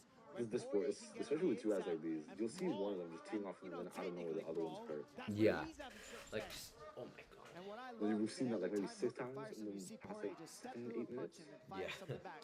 Look at the significance. Yeah, 25 to 23. It's like insanely close. That is not even insanely close. That's more You strikes just than I've seen eat certain guys Hooker's throw in shots like and don't 3 fire rounds back. combined. You A lot of get these like adding 'em up, wrestlers. adding 'em up. It's beautiful, the sport. Oh my god. Both guys landing power shots. This is definitely one of those fights where your Both fists hurt landing for so long at after. a Because serious Oh, yeah. percentage. Poirier at like these gloves 68%. too. These gloves are the best I've I mean, taken both in the guys are gym right now. exhausted A lot already, of and I'm fighters not said that, surprised but because they're throwing. Poirier going for Hooker's another every takedown. Wow. shot, Yeah. looking for the knockout every time. See. I mean, Poirier, it's smart. You know, if you have the grappling credential, use it. Because Exactly. Hooker's Certainly a wearing it, weaker but grappler. staying tough. Hooker's I testing mean, your strength. both these guys have completely thrown caution to the wind, and they're just. And look at fighting both each of other, their not faces, really man. It's only facing round at all. 2. They're just sitting in the phone It's only booth, round 2 and looks scrapping. like they've been through 5-round wars. Yeah. Poirier's right eye is Oh taking my some damage. god. Oh And my. look at Hooker. Hooker's Yeah, it's not like Hooker's Hooker's like bleeding look at him. through. Hooker's arguably more damaged. I think those elbows. Oh yeah, for sure. Jesus. Oh my god, if that connected, that would have. I think that could have put him out. I know, like that's different when your life just flashes between and you just look at the Yeah, guy. oh and my you trying to God. kill me. The eyes and Like, just continue to I fire think Poirier needs to take a little bit off of his shots so he can connect them. that and so you can save his stamina for later. Yeah. Under 90 seconds here to go in round 2. Sure. Nobody's really been able to get this, stay in boxing range with Hooker this long, right? I mean, look how much Oh, he's wow. Oh my god. getting in Heavy with shots. the pressure. Whoa, gotta watch that Nice knee. knee, nice left hand by Hooker there. Okay. I was just about to say it looks like Dustin's taking over, and then right when I say that, here's Hooker firing back. Yeah, Body but- shot Yeah, down. exactly what Right, Bisping man. just said. To the knee. It's so Dustin's gotta be back careful. and He can't forth. get too overconfident. Because like When the what momentum Bisping said, shifts like his right way, when you think Dustin's about to take over, Dan Hooker comes in and then it's beautiful. He lands something and then Poirier starts backing up and shooting takedowns. And, Poirier's accuracy is just a little bit better. yeah, Poirier's definitely the better boxer. Agreed. Yeah, he has more He's experience. way more active. And now he's starting to check Yeah, I think this round definitely did lots of damage for both of them. It wasn't. It's not. Oh my Oh god. yeah, Oh this my. is You it. see this? He's so hurt. He's so hurt. He wants to go out, but he's not letting his body go out. Yeah. Just that takedown attempt He's was I know just like enough to up in the create head a at little least. bit of He's just time. he's So not Poirier didn't there. have to keep Yeah. hitting those shots. That was Your a soul nice doesn't like leave your takedown body attempt for like a there, little bit. just to get You some get it. time. Look at Hooker's arms. Like he's like has to swing his whole body freaking. Yeah. Oh my How gosh, much- they're both. This is just brutal. Yeah. And this is the Yeah, clip. this is it. Oh my. Oh my god, 1, 2, 3, 4, 5, Oh, 6, 7, 8. listen Not to a those knee. punches, man. That is. 10 think strikes and Poirier's a 2 little- knees. He needs to literally I like think he might like I think- throw I up from think- all of that. like Poirier was potentially saved by the bell there. He was, yeah, for sure. I don't think Hooker potentially. started- I think like if it was like 15 more seconds, Poirier would have gone out. Dude, the way Hooker went 1, 2, 1, 2. That was really Yeah, bad. 10 strikes and 2 I think- knees. I think that if we're gonna score this, I think that's gonna swing that towards Hooker for So it me seems again. as though So we did not yeah. overstate the 10-9 potential of Hooker this for both lightweight main first and event. second for me. Yeah, I agree with you on that. 2018. 2018 Hooker right now. Oh my god, they're Look at their both. faces. It's been 2 rounds. It's been 10 minutes, and they're already like. So that is a nasty. Herb Dean has to make sure like if he needs to like stop it. Herb Dean has to watch like really carefully because We still got 3 rounds left. the minute one of these guys drops, honestly, I think 1 or 2 ground strikes max and call it. Like they're gonna. Somebody's gonna fall. Yeah, somebody's gonna. If they were to That's how drop. both of these guys are fighting to finish. Beautifully done to the body by Oh. Poirier. These fights, they're so entertaining. You don't even realize that 3 rounds have passed. 2 rounds have Yeah, passed. You're already, exactly. you're like halfway done. Even we just watched the Prochazka Teixeira fight. Honestly, I was shocked when I was scoring round 4. I was like, I could have sworn we were in round 1. Yeah, like, exactly. 2 minutes ago. It's just That I fight was love just so fights good like that- this.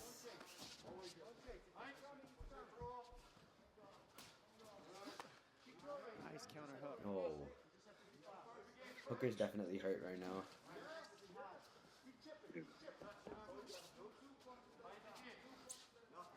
Hooker went 5 hard rounds with Paul Felder in his first UFC main event back in February. Eats a right Oh hand my there. God. Thought this fight This might is have Big been right close. hand.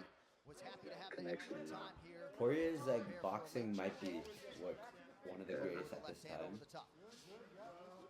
I mean, both No, guys he was are throwing starting to hands. really He was. hard. It looks like Both of Hooker's them slowing are. down a little bit, which is understandable. This has been a crazy pace. But yeah, I mean, you can, Both guys Hooker's taking activity a is lot a of little damage. slowed down, I guess. Yeah.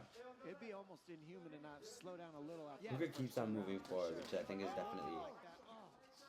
I mean, the Yeah. accuracy. Like, of even when he's Poirier dazed, he's still always going forward, lands which in you these love shots. about it. Yeah. That's just that.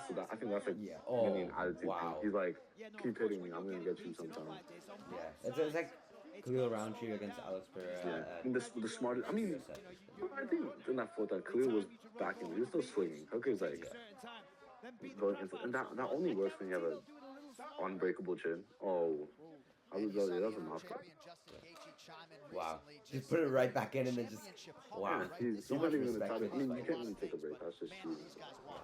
Well, this fight also is about who is He probably would have gone without the mouth, man. Hooker, Yeah. like as Izzy described, he's a psychopath. And Yeah. we saw Oh, that with beautiful. Gamrot. The guy was This is one busted of open, Poirier's best weapons. bleeding from like 6 different cuts, and he's laughing, talking about how he loves this. That's in there. Like, That is tight, that's just tight. psychotic. It looks like Yeah. he might Yeah, have that's why this, he's guys. like That is such so a fan favorite. I guess. Yeah. beautiful job. Beautiful Hooker escape, just yeah. tucks Look his at chin, this. slides out. Triangle attempt. Triangle He maybe? doesn't- No, he can't get it high enough. Close and, you know, I that's what think he happens missed when it you either get because in of the that round, or you start because getting like the slippery, starts things get a that little are sweaty. in, slip Yeah. right out. I mean, I agree. They're all covered in blood, sweat, and like a mixture of Vaseline. So it's gonna be hard for them to On the left side. get a submission. No, I mean that's why like Might be. Izzy, he could have potentially subbed Kevin Gastelum. But it was that 5th round. And they were just so that sweat and Vaseline combo. Yeah. He had like a triangle and a guillotine, but both of them, no, the standing guillotine, the triangle like slipped out just because of how slippery it was. Yeah, Take away that agreed. option. Poirier goes to the other side of the hook. Tries on the other Heavy, side. heavy shot. Nice short elbow from Poirier. That He elbow had from a the sort of ground, that is submission just- attempt against Khabib That elbow from the Nurmagomedov ground last might be like September that one of the was most fairly painful close. and damage causing. Oh, he goes for the triangle again, but it slips right out. Yeah. I don't know what damage causing, but like an elbow with the bottom guard when you throw an elbow, that is still definitely enough to completely disappoint your guy. Oh, yeah, for sure. A lot of submissions here, but I always say 2-3 sub attempts, and then if you don't get it, time to get up. You know what I'm saying? Because this is a close round. They've all been close, but if he stays on his back for the majority of this Interesting round, approach from Hooker though. He's he's just probably going to holding lose the them. round. And how about the smarts of Hooker to go for the takedown? These guys were trading back and forth. Let's take that away. Let me get this round. Let me try to get some ground control. And just not He's take trying to as go much for the damage as we go into silver, this like a better, round. like, And that's a smart move by Like, Hooker here. hook So, sees. yeah, Portion moves legs like Dustin just up, said, what's so the he time? can't. Taking Onto, like, advantage of a the triangle. crowd. He has He's such trying a to get the big- Gilly again, or he's just trying to stand up. I think. Yeah, I mean that's the kind of way you hold Now that. Gilly. Oh, he's locking. He's trying to lock in the guillotine. Yeah, I don't think he can though. He's back. Nice job by Oh, now Hooker is on his back. Time knee there by Hooker on the way up. Short shot lands for Dustin. Wait, did Hooker get the takedown or did Poirier? Using a submission attempt to get Oh. Because it looked like Oh my Hooker, god. oh, Oh my god. wow. Because it looked like Hooker was going for it, but then Justin jumped the Gilly. Down the stretch in round 3. Yeah, I don't know how these guys are still on their feet. I think there's a lot of people watching this. Yeah, like who Bisping just cannot said, how are these guys comprehend still on their the feet? physical and mental toughness. I mean, Crazy. Dan Hooker has taken some exceptionally heavy punches. 10 seconds And left so in the has Dustin third. Poirier. Both of them look like they're You dying. got to go to the body on these guys. What's the hope of going to the head anymore? I mean, they're just eating everything. Look at their faces. 15 I minutes in think the can. that's with 10-9 one-and-a-half for rounds Poirier, though. forthcoming. Agreed, yeah. Oh my goodness. So So, it's what was that? All right, another insane 29. round. There's a good jab from Dustin. 29, Left hand 28. finds Yeah. the mark.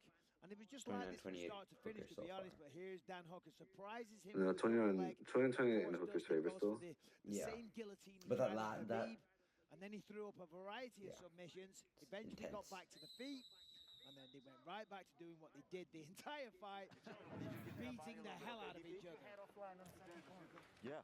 You saw Eugene Behrman in the Oh, corner. look at Wow, those stats. 98 That's just 3 headshots. rounds. Hooker, as Just we 3 showed the rounds. graphic Just 3 there. rounds.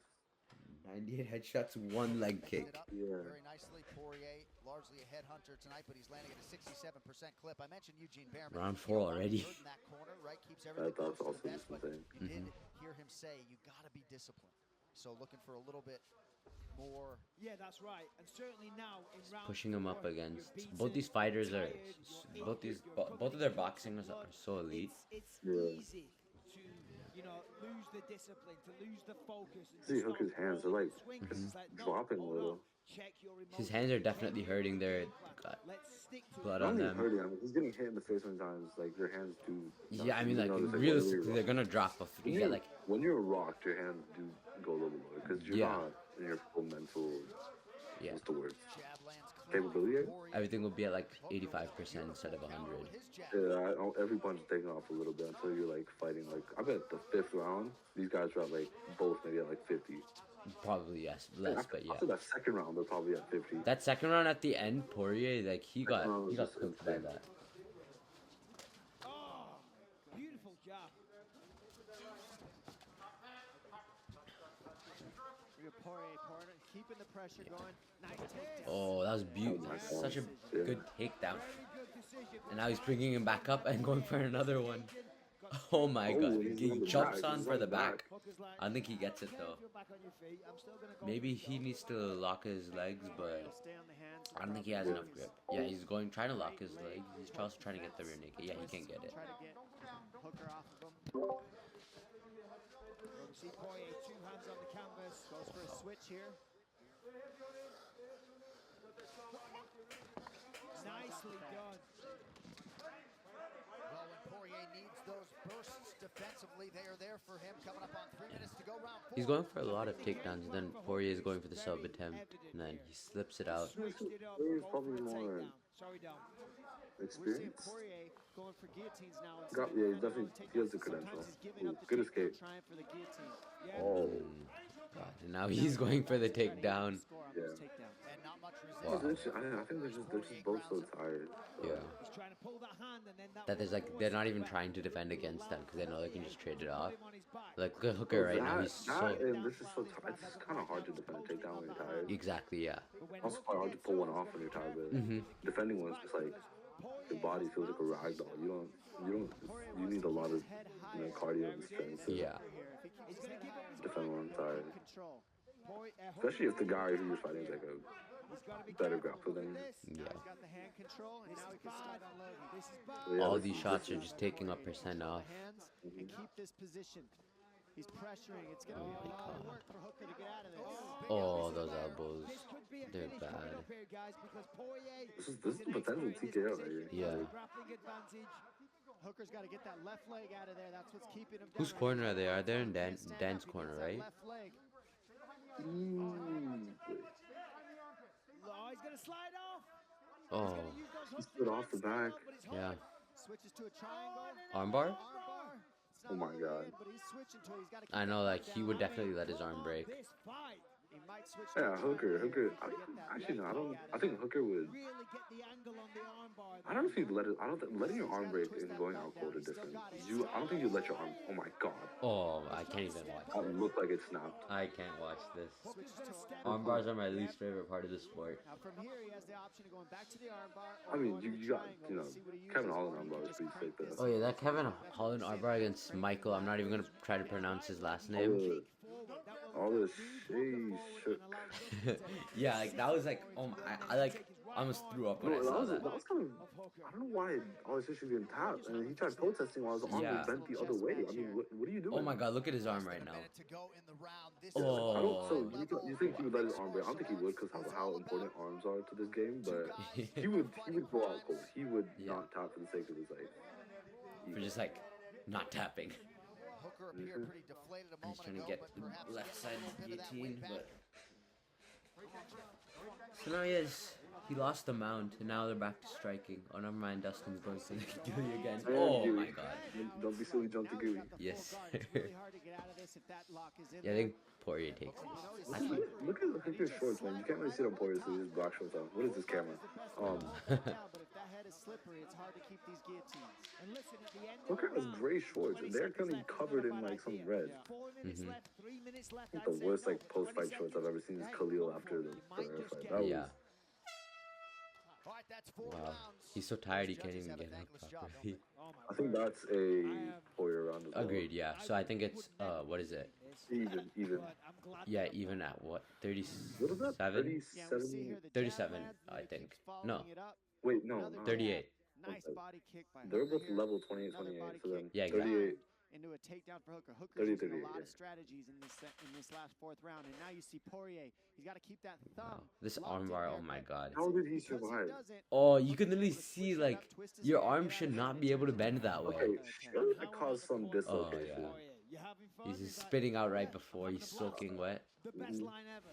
The fifth and final round. We'll see who Wow, emerges final as the round. bona fide lightweight contender here. The number's pretty even. The You could care less about the leg kicks. I don't think he's ever gonna on the significant He doesn't. strikes He's thus far. Hooker. Both of them are honestly like, dead. oh yeah. I mean, to this point, I would say this. And looks this, like like I it's was a hard mentioning one at the to start judge. of this Pretty fight, how they got fight carried back off in and the forth. stretcher. You can Yeah, very who well see why. wants it to Yeah, be the fourth round? for sure. Just one look at both these guys' faces and like a couple of the clips. Of They this will fight, not be you're able to yeah. walk. Yeah.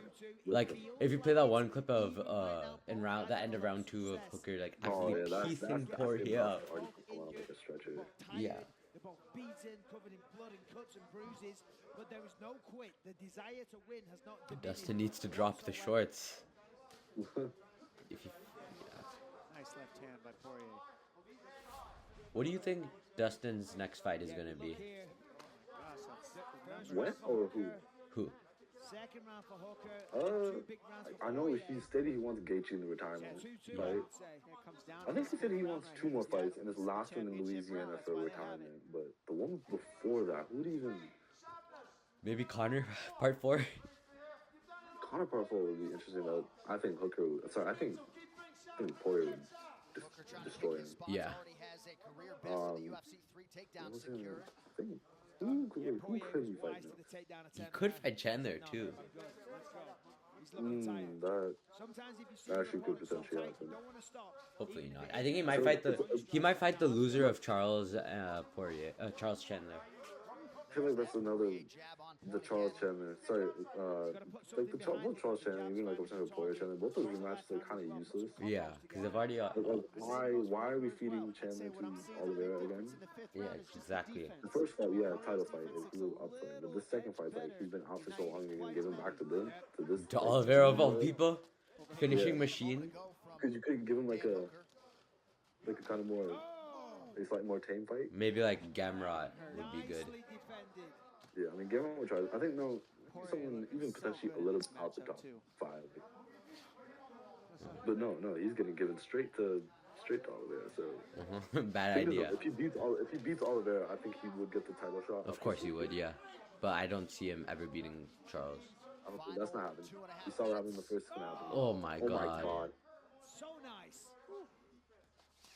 Hooker largely Yeah, unrecognizable. they're just going for takedowns. So they don't. Neither of them want to strike.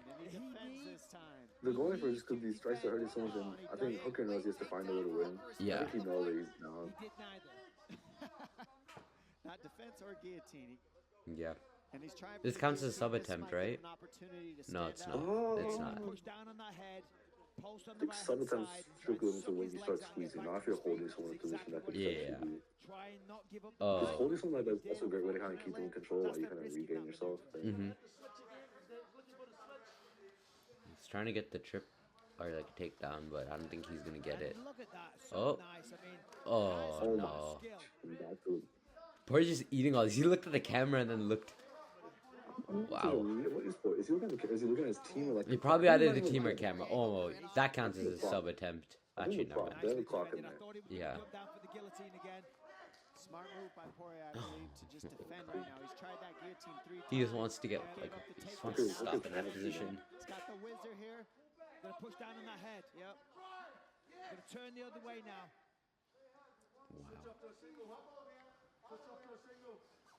Wow. Yeah, Dustin here is it. They're telling Hooker to switch off to a single, let go of the This double. is last minute of the one fight. leg. Both of these guys have like killed each other. He's well aware of it. And again, he's looking for that neck. Final minute of this epic lightweight main event. Seemingly anybody's fight here late. You can just see Hooker's breathing so heavily. Oh my god. Another knee and then an uppercut from Poirier. Watch that clinch. Nice. Chuck to Oh. It's just. This is what put him in the stretcher. Last 30 Oh yeah. huge. Yeah, Hooker, I think after that second round, Hooker's just been. That guillotine. It's been more Dustin Poirier highlights. Poirier is just Yeah. trying to Like pour it 42 to right now. 20 compared to That's just round 5. That's just round 5. Yeah. The first 2 rounds were Hooker, but after Agreed, that yeah. point, Well, he's got 15 seconds, so he's got to just the fact that the guy was like left not hand, knocked score out and some like, shots, score some points, Yeah. and send the I message mean, on the hats ground. off to Yeah, both of because- these. like, oh my god. But Poirier takes this round as well.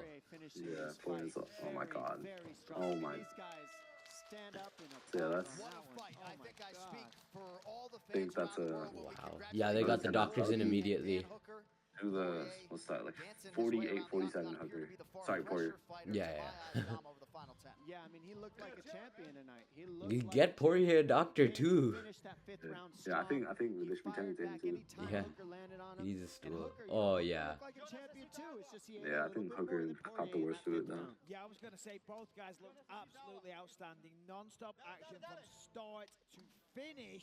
And there's the iconic "How about that, Dad?" Dad?" Decision, to be Yeah. honest, because the way I don't they know, were I feel hitting each like- other, with the ferocity, with the frequency. I mean, come on, hats off to both. A lot of these people call this guys. like they call Dustin All right, we'll look like a back at sore it, Michael. winner, and that does make All sense right, because here like we go. I mean, it you won the started fight, off, you know, I Hooker think there's no was need to doing trash talk too very much. well, Yeah. landing some good clean shots, Especially if landing those there was no calf trash talk kicks. from them. Like you do all your trash talking Definitely after was, you've won. the guy that Yeah. was having more success. Yeah, But that's then also cool. But round I two guess was kind of similar, but that's the acceptable tide when the other guy started was to also turn. just completely Dustin trashing Poirier it. putting Yeah. together Oh my. excellent boxing combinations, getting on the inside, but of course Hooker Was closed this it down. the He worked the 10 body, shots Yeah. to the head? high, body head, No, I think body this head. oh my Oh, no, god. no, Dustin no. fired back. The pair of them just This is all just round 2. Round 2 is Round 2 absurd. was a war. Yeah, this is fight- it. Oh This my. is it.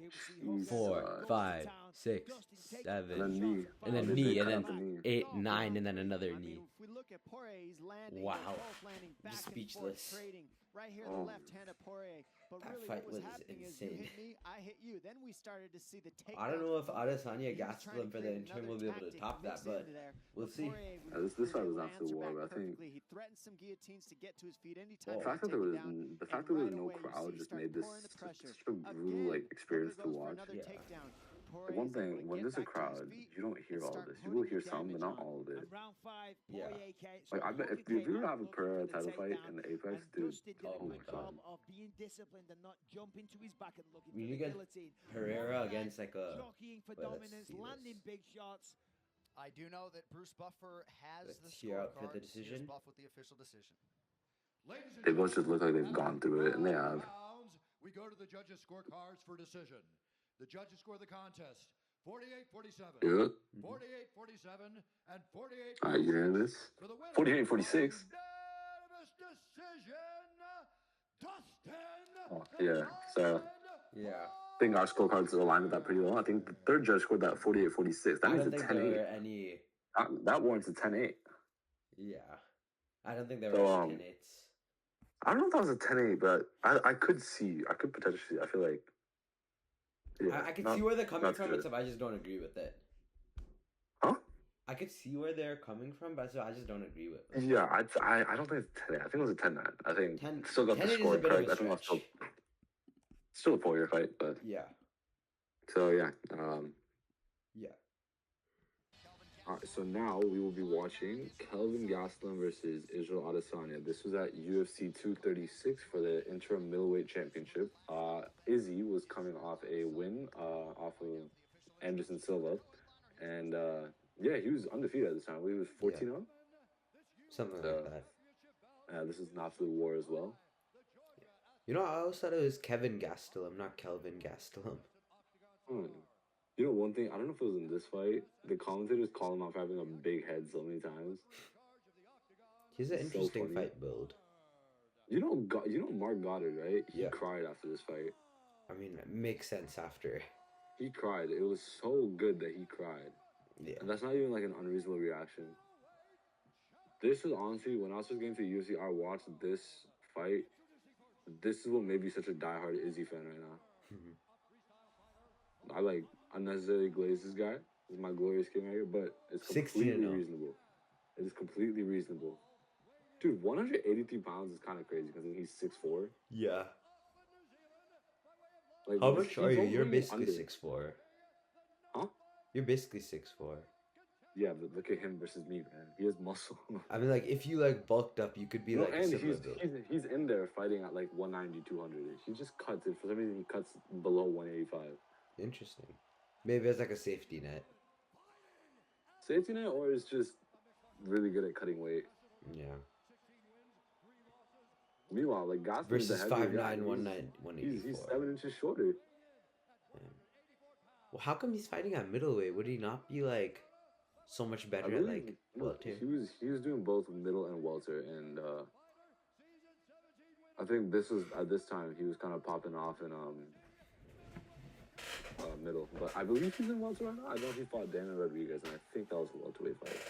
Yeah. Oh, he's getting hyped Could up. be wrong.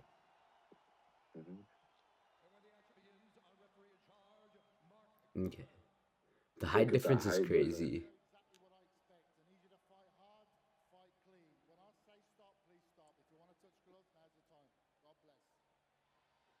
Love to see the touch gloves. I love this fight so much. I remember I watched it with my dad, and yeah, he loved it. All right, so yeah, forgot to mention we will be still doing the same round by round analysis and scoring.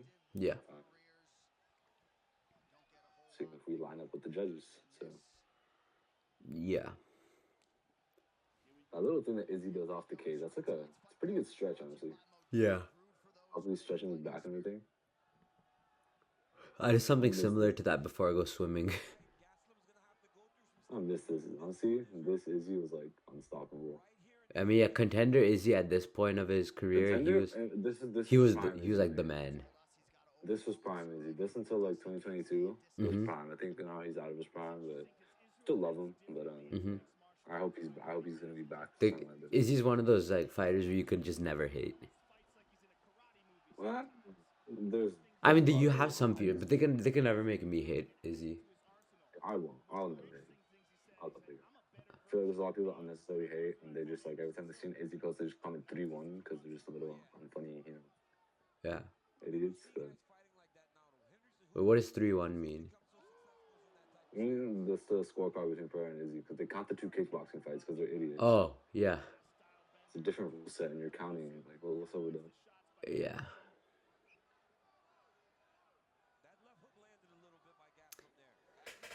Not that much action, just leg kicks, jabs.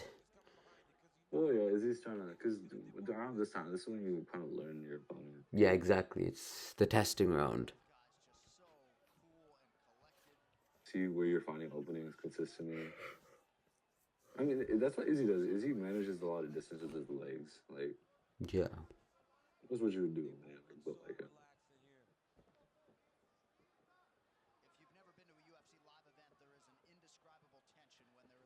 It's very calm. This is when he had a little bit of a flat top growing. Oh yeah, flat top Izzy. He keeps on rotating this. As long as you have that flat top. What were you saying? I love the way like how he rotates his like back leg, and then he just gets like complete like side profile.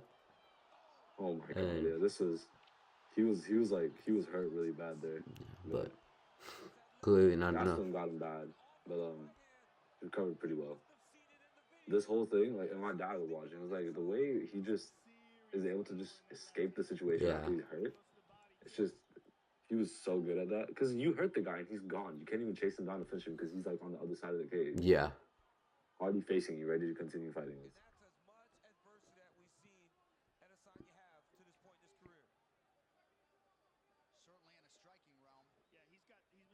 He's breathing quite heavily, is he? I mean, yeah, he was hit pretty hard there, but yeah, but breathing heavy doesn't always mean like you're gassed. You're like completely gassed and you can't swing. Cause I feel like a couple punches is enough. It could just be like his breathing pattern that he fought. He always fights with. Pretty high. Yeah, exactly. He's probably trying to maximize the amount of oxygen going into his lungs. His arms look massive in this angle.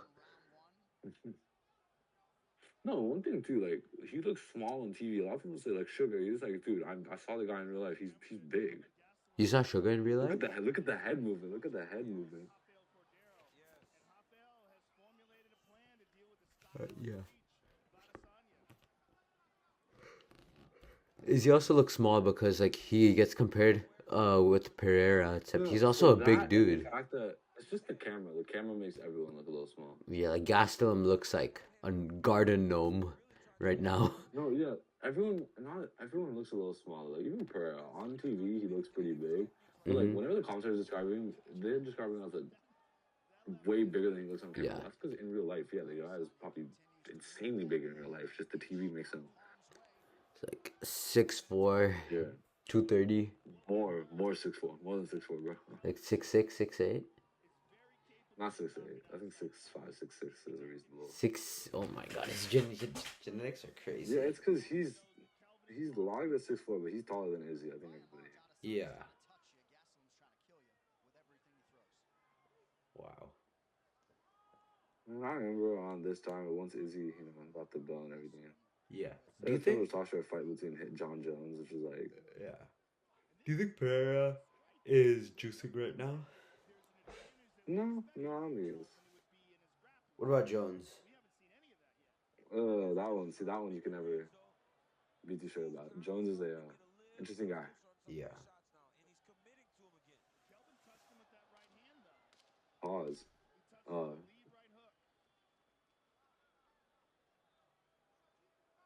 Not as much action, but Yeah, it was a good round, but yeah, I think that was a 10-9 Gastelum round. yeah.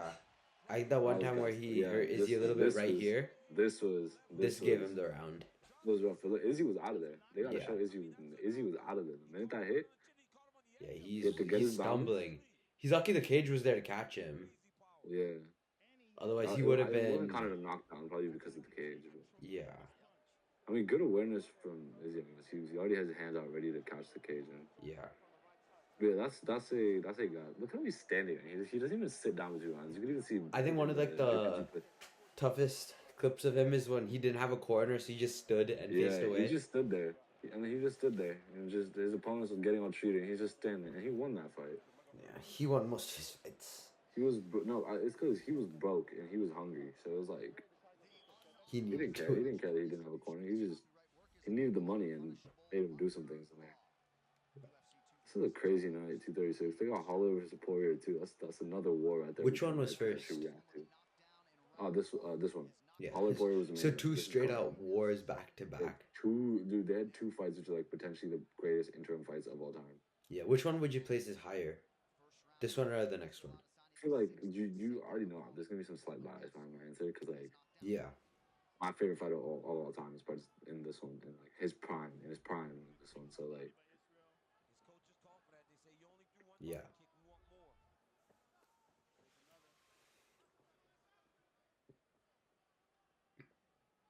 Izzy doesn't rely on the front kick as much as I thought he would, considering his stance. Yeah, I think. No, he's more because he'll hit you more with the leg and he'll hit you more to the shin and calf. I think the front kick isn't too much of it. It would be a good range management thing, I guess, but not his style. Which I mean, shoot, works.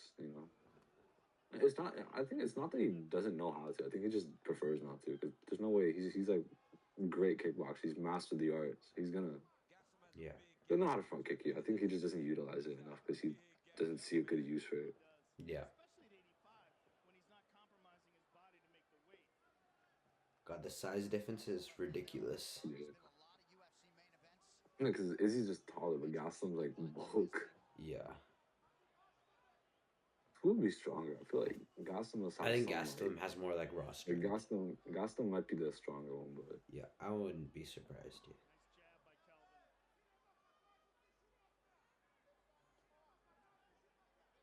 Do you think Gastelum could make lightweight? Hell no. Really? Absolutely not. They were just saying how he doesn't have to sacrifice his body, and the dude is barely making welter. Oh, damn. Okay. Lightweight would like kill him, bro. I mean, trust me, if he could make lightweight, he would. Yeah. Him versus like Khabib. I feel like Khabib would struggle to toss the guy just because of how big he is. I mean, like with all due respect, he is a little bit rotund. He's just a very wide guy, man. Yeah. In his head. Bro just has a vendetta against him. No, I mean, I was just saying, I don't know if it was this fight. They were calling out him out for having such a. I think he was getting hit a lot, and they're like, "Oh, that head was really absorbed." Like, bro, chill out.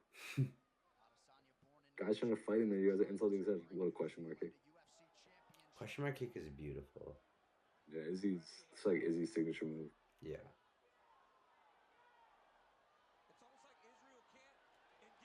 Yeah. It's so beautiful. He just pulls himself out of danger immediately. You just circle around and come back, and then before you know it, you're pushed up against the cage. Yeah. I saw that his hand's pretty low. I can't lie. Oh, knockdown. Yeah. Big drop. That was a beautiful counter. That's the Izzy's a counter striker too, and he is so good at it. Yeah. He is so good. You overextend just a little bit, you're dead. Yeah. Like, don't even think about. Just close your eyes if you know you've overextended. Close your eyes, say goodnight. Yeah, you're gonna get at the very minimum dropped. Like Gastelum's never been knocked out. His chin really held up in this fight. But What's it called? Did Whitaker? Is that the same thing that happened to Whitaker in their first fight? what do you mean? Like he overextended and then lights out. It wasn't over. I wouldn't say it was an overextension. I'd say it was more. Izzy did drop him at the end of the first, right? And so you're already dazed from that. Yeah. You don't should recover from a drop like that easily. Yeah. And then second one, they both came in, and then Izzy got hit with like a left or a right hook, I believe. But then he threw like a counter left hook too, and that just destroyed him. Yeah. He crumbled, literally. That just made Whitaker's legs completely give out. He got sat down, and then his face pounded in. In front of 50K people too. Wow, he says. Yeah, that was a big moment. Look at the head movement, man. When the middleweight king was crowned. This fight had Goddard crying. That's how you know it's good. Yeah. When you have one of the toughest referees. Oh, what an elbow! What an elbow, bro. It's beautiful. When you have one of the toughest referees crying after a match. Yeah. No, just a referee crying in general because of how good it was too. Not even because like anyone got brutally injured, because of how good it was. He was just crying that he got to experience. Like, you must have put on like something generational in there.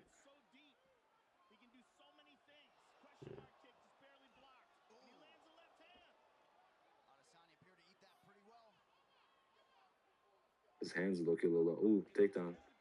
He stuffed it though. Izzy's like a decent underrated, honestly, in terms of like. Even against Dreykus like admitted in that post-fight press conference, he was like, "Oh, it's so hard to keep him down," and like, yeah, it is. It makes sense. You can see the amount like there's some takedowns that were stuff, some were just straight up avoided. Yes, there were a lot that did work, especially like I sent you that one video earlier, which was like he just grabs his feet. Yeah. That works, but it's because one thing with Dreykus too, he fights like a drunk man. Yeah, he just swings and shoots for a takedown if it doesn't connect. Oh my god. That was beautiful. I think 10-9 Izzy this round. Chin, yeah, that's a 10-9 Izzy too. If he didn't have a chin, I think that knockdown alone would have been enough. Yeah, it would have for been sure. over at that knockdown at the start. That elbow wouldn't have even happened. If he survived that, then that elbow would have killed him. The guy's chin is just really good. Yeah. He did in the DDP fight too. He just sat there and like kept his hands on the cage. But he stood up. Look at that counter punch, bro. That is beautiful. Yeah, if he didn't have like that good of a chin, then he would have been lights out. I think that would have been enough to end the fight right there. If not sure. that elbow. Yeah.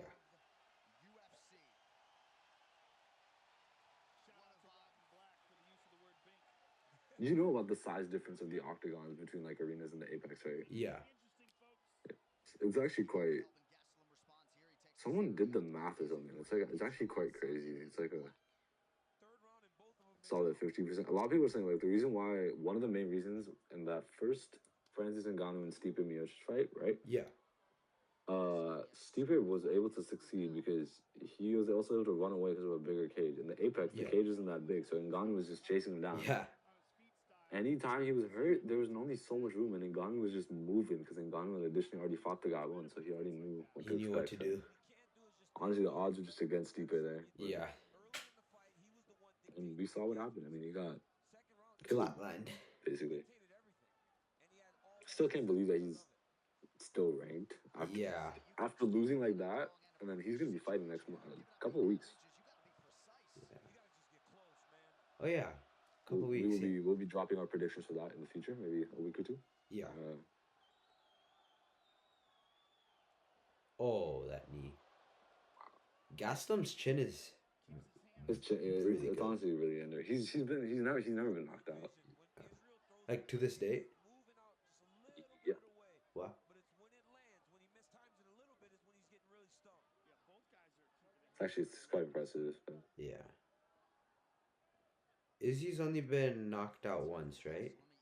it was a standing TKO too. Yeah, so Questionable not even a real. potential. He's never been put out cold. Potential in MMA, yes. Yeah, It was a potential early stoppage. A lot of people call it early stoppage. I think it was kind of early. I but- call it an early stoppage as well, but Yeah. I know you're supposed to protect the fighter and that Yeah. and kind of funky ankle, but I feel like Izzy was still evading some punches. yeah, Like that weird move he was doing was to kind of evade it. So I think stopping was a bit questionable, but so is life. He's still goated. he still won the second one, which is what matters. Tremendous exchange on both sides. Under 3 minutes here, round 3. Yeah, this fight's entertaining. Don't stop in front of him. So it is. He's touching you because you're stopping, Kelvin. Don't stop in front of him. Head strike numbers. 90, it was pretty even though. Like it wasn't Yeah. just a complete domination. I think that's what made it so good. The fact that it wasn't just a complete one-sided match, right? It was Yeah, it was like, so back and forth. Yeah. Oh my Oh my god, God, what a that was counter. a heavy- His counter punches are so good, bro. and then he follows them up with like really good combos and then knees and stuff like that. Hands are landing so clean. Wow. Israel. He's just ducking every. Oh my god, bro. Wow.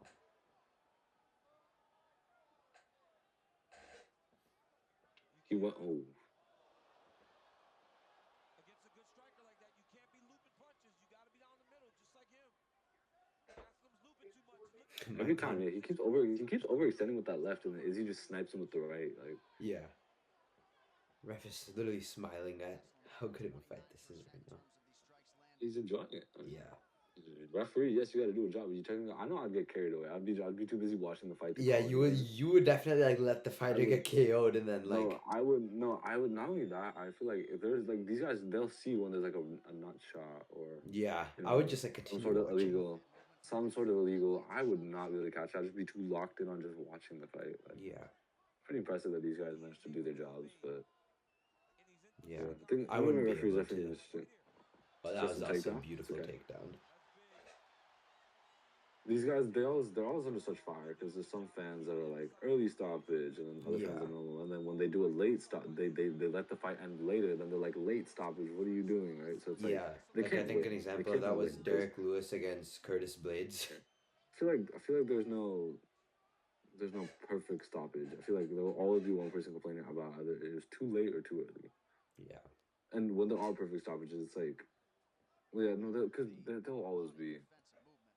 I feel like, especially when I see people complain about like early stoppages, but like people have complained that Curtis Blades is Tom Aspinall versus was an early stoppage. it's that they don't The second realize one. how like if like Bro, one more. having Aspinall sat on top of you, swinging at you like that, you're not going anywhere. And that's just gonna cause irreversible damage, which is the referee's job to protect. That was a good stoppage because Curtis, there was like what 10 unresponsive shots. That's like Yeah, 10 years off that his is life. way too much.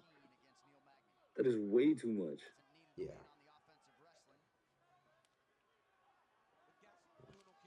Who do you give this round to? Izzy? 10-9 I Izzy? think Izzy Yeah. solid 10. I mean, he did get that takedown, but he also Yeah, but Izzy. I feel like that's it, and Izzy did end up getting up like 30 seconds later. Yeah, Overall, Izzy did more. agreed. Yeah.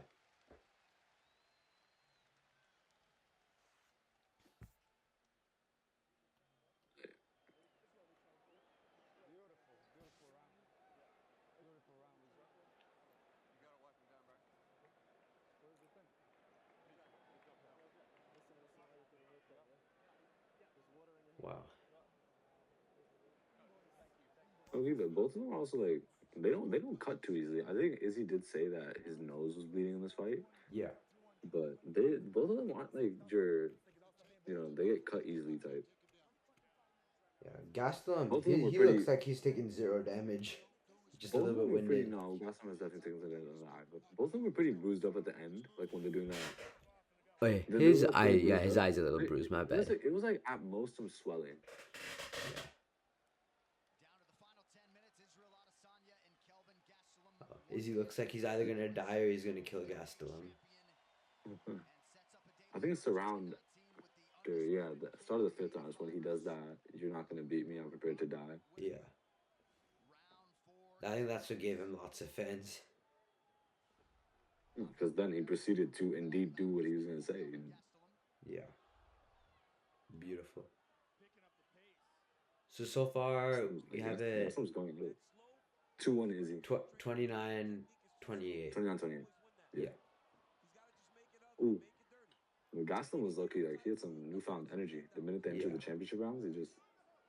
I mean, championship rounds got every fighter feeling differently. Look at Bruce in his little suit in the back. Bruce always have the... Bruce Buffer has the flyest suits I've ever seen, bro. He does. And then DC always has the flyest watches. DC's watch game is crazy. And also Joe Rogan's, I think that's underrated.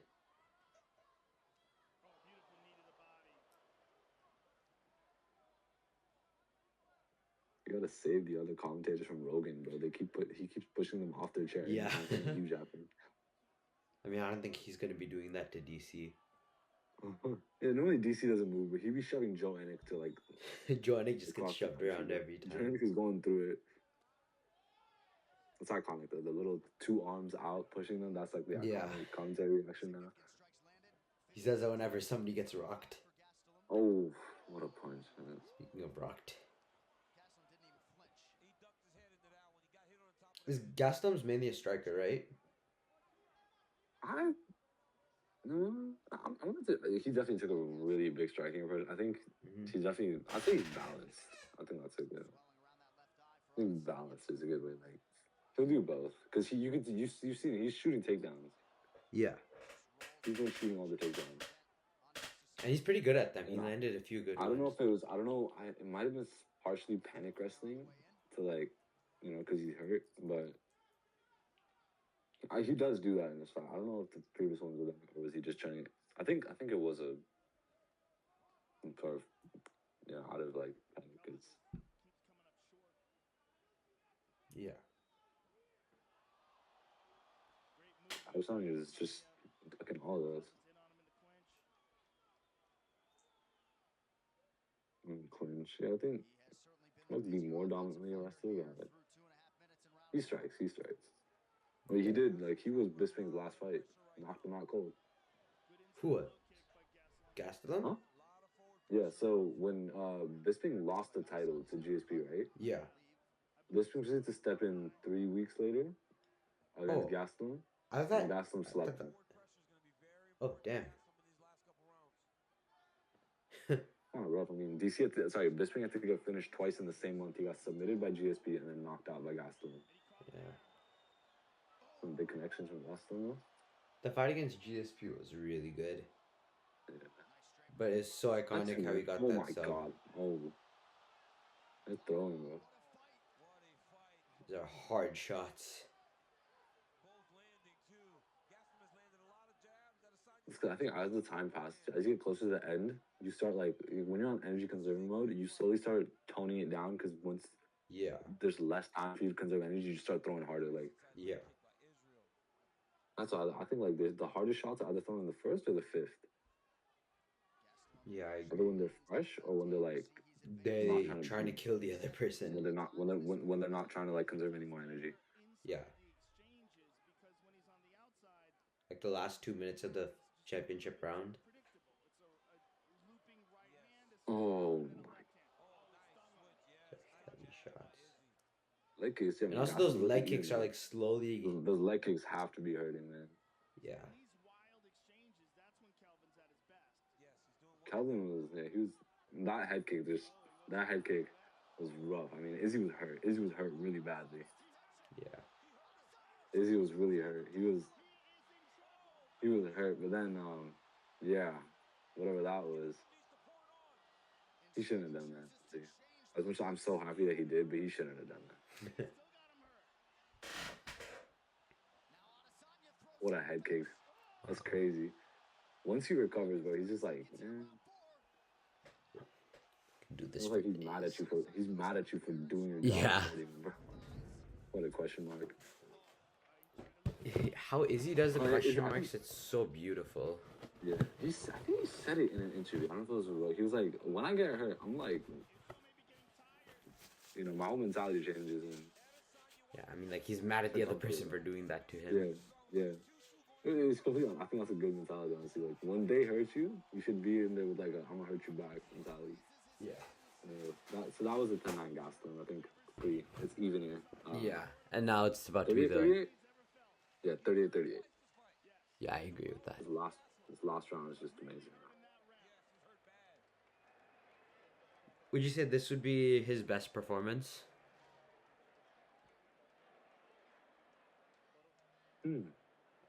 Or would you say Pereira too?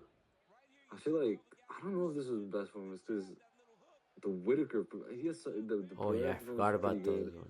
The Whitaker performance was really good. The Costa performance was really good. Like Costa was complete, just domination. Whitaker was also like honestly like a little bit dominant. Yeah, Um, that's because like he was in the flow for that one. Like everything was going his way. I remember Prime Izzy, bro. Yeah, Prime Izzy was goaded. Oh yeah, this is it. Prepared to die.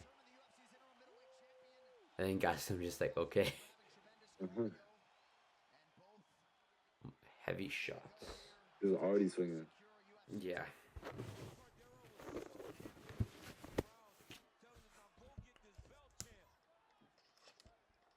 Now they're just like They're just gonna like try to kill each other.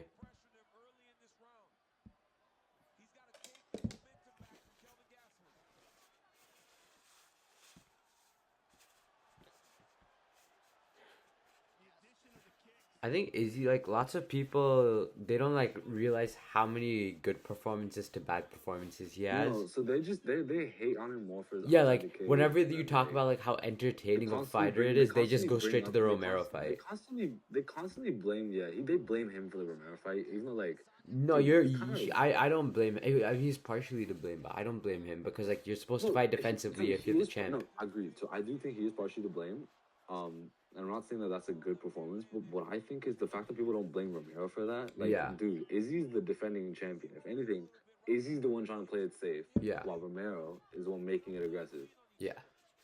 I don't know why you get so mad at him when Romero was really stood there doing the Muhammad Ali shuffle, and he did it again in the PFL. I think there's a PFL Bellator event, and he did it again. Standing guillotine. This is This is what I- terrifying, this is what I was especially talking from about somebody earlier. who's There so was, much like, taller than you. Look at this grappling. Look at Oh this my grappling. god. And then And look at yeah, he's trying to get the triangle, like you said in the Poirier fight. triangle. They're just, and they'll mention this is what I was talking about earlier in the episode. They're so sweaty that it doesn't work. Yeah, it's hard. Look, he got it. Yeah, He got it. Look at that. like it's tight, and then he Yeah, slips but out. He got out. But he can grapple, and he said that he's chasing a sub win. He cares more about a submission win than he cares about a title right now. He's all about like completing those accolades. He's already been the dominant champ. That's Yeah, what he's I'm already been saying. dominant champ for years. Oh my god. Those shots are heavy. And then that leg kick, oh my god. It's gotta be like Oh, dead. look at how he's ducking them and then comes back with his counter, gets back out of the duck. Oh my god.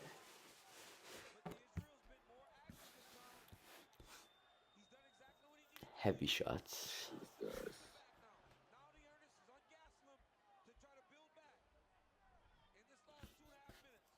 Hurt again. He's hurt. He's so hurt. Yeah. This is definitely like one of his best performance rounds. Yeah, man. So a huge response from the Kiwi here in this fifth and final round. Oh my god, it's just like these perfect shots that he's hitting. Dude, everything the punch lands. It's like Gastelum's legs want to give out. But Yeah, his legs stayed, like he stayed. it's so If it wasn't that chin, no, I think if it wasn't that chin and he managed to make it this far, he would have been dead. He Yeah. would've been, like, these shots are killing him. agreed. Yeah, yeah, like over double his significant strikes. Yeah. Good defense from Adesanya. Yeah, wrist control so important. Well, this is how you want to go about winning a UFC title. This is going to be hugely satisfying for whoever has their hand raised if we get there. Oh my god. Oh, and then that kick. No, this last minute 30, it's just absurd. Oh, what? Oh my, he's so hurt. How is he still standing? I'm never gonna. I don't think I'll ever understand that. I don't know what this guy ate or what this guy's made of, but the fact that he's able to stand after all these shots. Yeah, No, it's 'cause it's almost like every impressive. time they land, Two. Oh every time my. they land, Oh he yeah. sat down. Like, every time they land, you just every time they land, you almost see him get partially knocked out. Yeah. And maybe come back. He's grabbing that leg. Yeah. I remember doing that to you at lunch. Oh, bro, that was.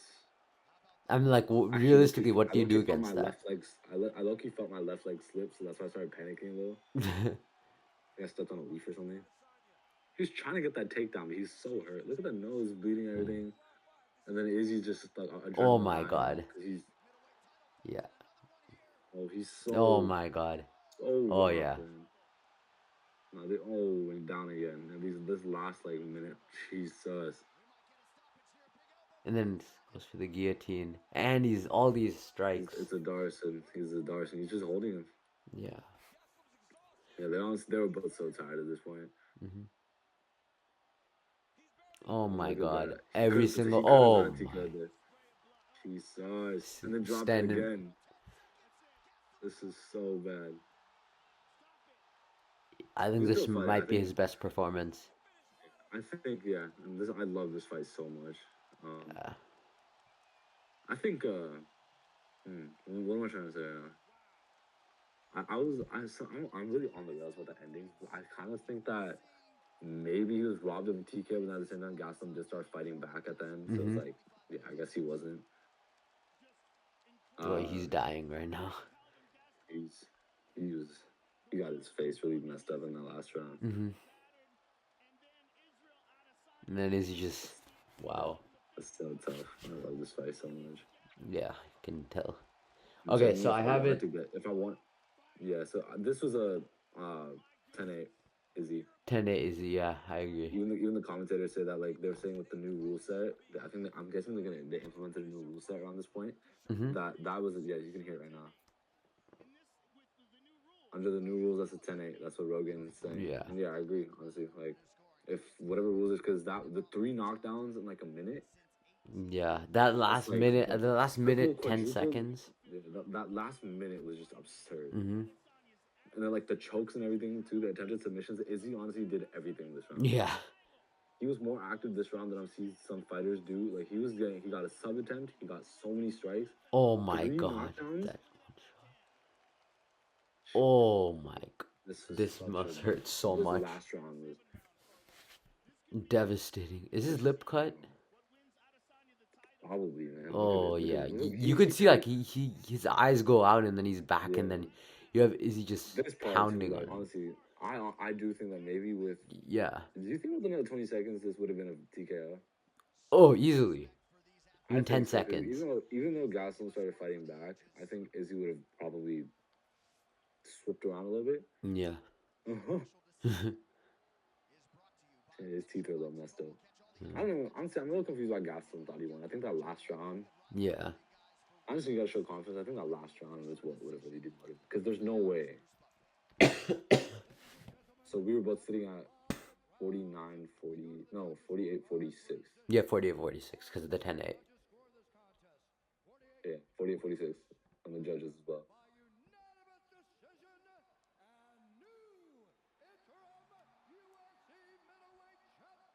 Yeah. Such a good performance.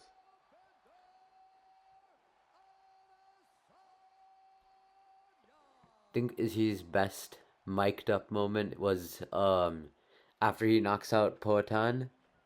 Yeah. And then he says, I want everybody to feel this level of happiness. It was that one, right? One time in their life. Yeah. Like, I want everyone to feel this level of happiness at least one time. I don't know the exact words. He said something along the line of, like, you'll never achieve this if you don't, drive. It was along the lines of you have to really fight for your dreams. Yeah. Which he did. I just love this fight. It's so good. And the whole crowd went crazy. So 17-0. Oh my god. Yeah, he was 17-0 this time. That was impressive. We'll get into the next one now. So, okay, so now we're gonna be watching Romero versus Costa. This is another war. It was a 3-rounder, but it was a really good fight. This is yeah, both these guys are honestly pretty crazy. They're both these absolutely jacked powerhouses. Mm-hmm. Yeah, Yeah. I believe Romero was coming off the losses to Whitaker. Considering his numbers, I could be wrong about that though. I think It's if that's how I'm Costa's not undefeated right now, as of now, right? think so. I think so. Yeah, because Izzy handed Yeah, him once- his first. Izzy handed Once both Izzy these guys came out, losses. Izzy not only handed his first, he took a lot of his confidence, which resulted in him being on like an insane skid right now. Yeah. Insane head kick right off the bat, and then Wow. beautiful defense. I mean, Jesus. Oh Look my at this god. first. It's been 30 seconds. And then, wow. Oh my He's- god, yeah. Jesus. Oh my god. These guys are into a 1-rounder, bro. Yeah. They're here for 3. See, Costa's thinning. That's a little great bit. mentality to have until you reach the late round. Ooh, dropped Oh, him. wow. Dropped him. What a knockdown. But then, boom. Oh, another This drop. sequence. Oh this my sequence god. was just insane. It's been 1 minute, and then we had what, Yeah. like 3 One knockdowns? minute. You've had 2 knockdowns. You've had a bunch of like death strikes. Just like 2 attempted smiling. Romero back fists, which are quite deadly. that. Just attempted murder. Mm-hmm. I think interesting how Romero is like he's just standing there still. He doesn't have a guard. No, it's because he has the titanium stuff in his neck, so he's like immune to. Yeah. Like he eats head kicks for lunch, man. Yeah, it's crazy. Like It's his insane. neck needs to be like How do you studied. think he would have done if he entered? Because obviously, I wish he entered the UFC when he was younger. Mm-hmm. Thing is, though, I feel like his prime was when he was this old. Yeah, for sure. When he was in competition for these titles, though, that was his prime. Yeah.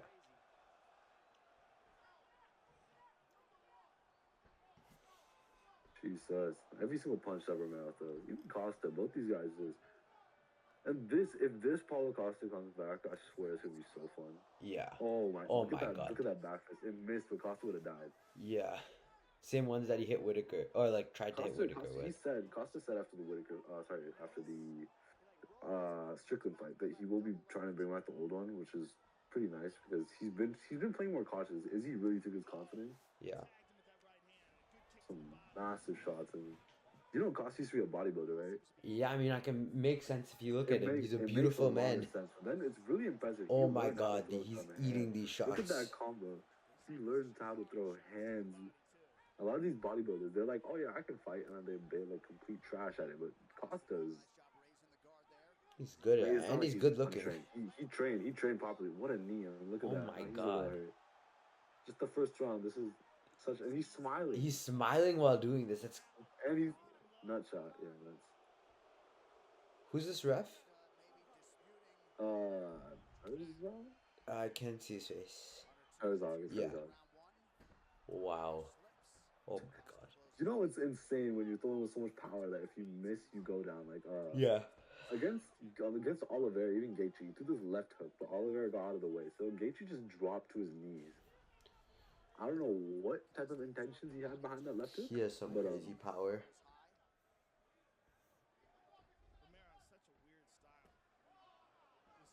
He says It's not even been it's the kind of hard first for round that we had all it's this. kind of hard for Romero to have head movement, is it? I mean, Yeah. he's- He doesn't need it though, because he has a titanium No, chin, but literally. I think it's hard because I feel like his neck is definitely like really stiff and in place. Dude, Costa's just. Oh my god. Oh. Like, We have to score this, man. I don't know how we're gonna score this. We have to score this. Like, is like a 10-10 possible? Oh my god. Imagine what the judges had to do. Yeah, I feel like there's certain fights I'm watching like, dude, the judge is the last thing I want to be. Like, yes, you get front row seats, but you have to judge this. Like, Mm-hmm. these all the type of fights where no matter what way it goes, someone will call robbery. Like, Mm-hmm. At some of these, that's how you know it was a good fight. yeah. But yeah, honestly, DDP Strickland, it was a really good fight. Yeah. I thought it was a Quite pretty violent. good fight. Wait, I'm gonna be real. I fell asleep during that fight. You did? Yeah, Like, it's because like I was the watching it. absolute boring show that was the co-main event of Yeah, the Coleman was honestly really bad. yeah. But Coleman was what made me kind of skip the 307 Coleman. Yeah, I mean, I watched the Buenos Aires Pennington fight. It was okay. Anyway, let's score that. I'm gonna go 10-9 Costa. I don't even know how, but I'll go 10-9 Costa. I'm gonna say 10. I feel like even though there was a lot of action from both Jesus, there's a lot of action from both. I think Costa just did more. Uh-huh. I could not imagine being a judge for this. Yeah. How the punches this loud even with the crowd, man? Oh my god. Every single time it connects, I can just feel the pain and oh my god. Yeah. You're just supposed to stand there and keep punching, like, how, man? And those kicks, Costa's literally like pronating his entire body. My god. Oh my god. You can see it, like his abs are like about to I think bulge out. Romero's liver has to be made out of like steel or something. I don't think he has a liver. Dude, I would not. The guy's a Cuban like lab experiment. Yeah. You seen the clip? I think everyone's seen the clip of him just barking at the camera. Yeah. That's scary, bro. Imagine that's your opponent. He's a scary guy. Like a Jesus. jacked Cuban Oh my god. with titanium Electrics. rods in his head. Yeah. Who's just barking at the camera. And his nickname is the Soldier of God. Soldier of God. That is insanely tough. I think that's top 3 nicknames. The only nicknames I'm putting. Oh my god. His mouth is wide open while he's doing this. I think He's taunting him. He's sticking his tongue out at him. Yeah, it's okay, impressive, like, chin. Uh-huh. What's your top 3 nicknames? Ooh, definitely Soldier of God is there, I think. I'm gonna have to think about this one. I have to, like, browse through, like, all the nicknames and, like, just think. I think... Based off of, like, if I had to go, like, unbiasedly, call me, like, a bandwagon, but Bones, Notorious, and Soldier of God. No, I think that's definitely that's a reasonable list. But you also have people like Zombie. Korean Zombie's really tough, man. Yeah. He would definitely be. I think Zombie, Soldier of God, Notorious is actually really cool. I think Matador is also pretty tough. Dustin Poirier is really tough. Diamond, El Matador. Diamond. And the whole, diamonds are made under pressure. Yeah. That whole thing, how it was, like, that's tough as well. Agreed, yeah. I don't know who'd go number 1. I feel like I have to, like, look at a list of nicknames before I find, like, the ones, like, yeah, this one right here. The Eagle. Eagle's looking tough, I can't lie. Yeah, but compared to others, it's not there. Yeah. What's Yuri's nickname? Samurai or? I think it's either BJP or he just doesn't have one. I think he doesn't. I know it says BJP on the little fight promos, but normally when Bruce Buffer announces, he just says Yuri Prochazka. Yeah. No, y'all don't know John Sexual Chocolate Jones. Yeah, that's the John Might Jones be we up know there. and love. The top one of the nicknames of all time. Mm-hmm. Might be the best nickname of all time.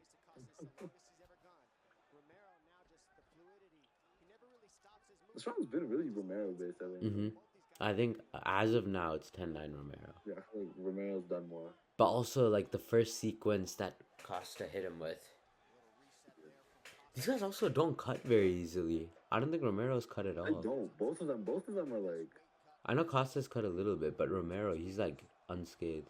No, both of them. Even Costa is honestly cutting a lot. Like, he's cutting like Pereira numbers as well, bro. Yeah.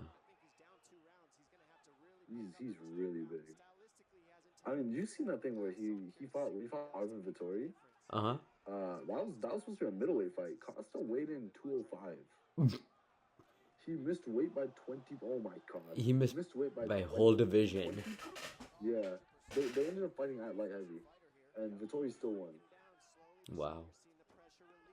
Yeah, I believe that. Oh my. How are you gonna stick your tongue after? Yeah, oh my god, he's still doing it. Does he not have a mouth guard?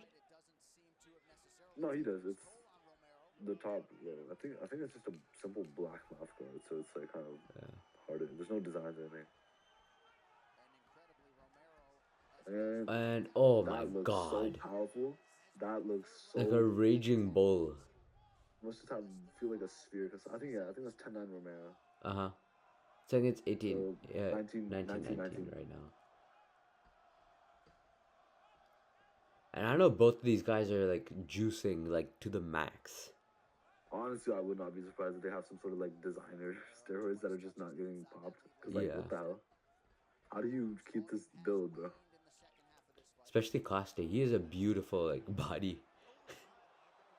Yeah, bodybuilder. Yeah.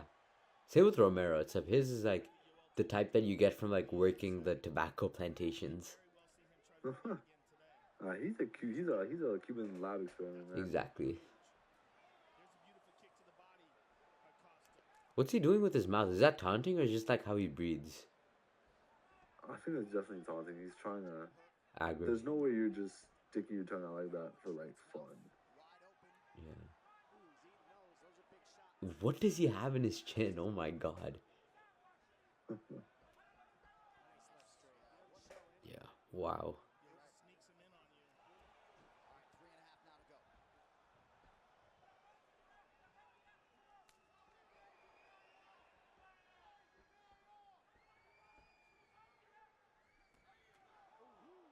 Oh my god. How do you stick your tongue out after that happens? Oh, he's the one who's like, yeah. He's a beast. What's up, man? That's all you got? Like, that must be so infuriating. Uh-huh. I find that might be worse though, because if you start fighting with anger too, then you're like. Yeah, then he's gonna like swim with 110%. You're either more powerful or you're more reckless. It's one of the two. Yeah. Oof. Love the body work of Costa. Just 2.5 minutes left, and that's when things really start to get hairy in that third round. Oh my god. Jesus.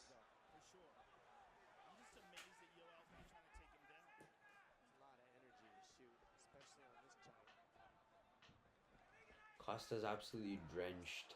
Oh my god. All these shots. Now he's taunting him back. Yeah, Costa's been a taunter. Uh-huh. Oh. Nice job by Romero with that right hand guard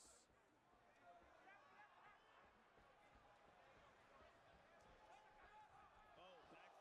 Good elbow, good elbow. Elbow back fist, whatever that was.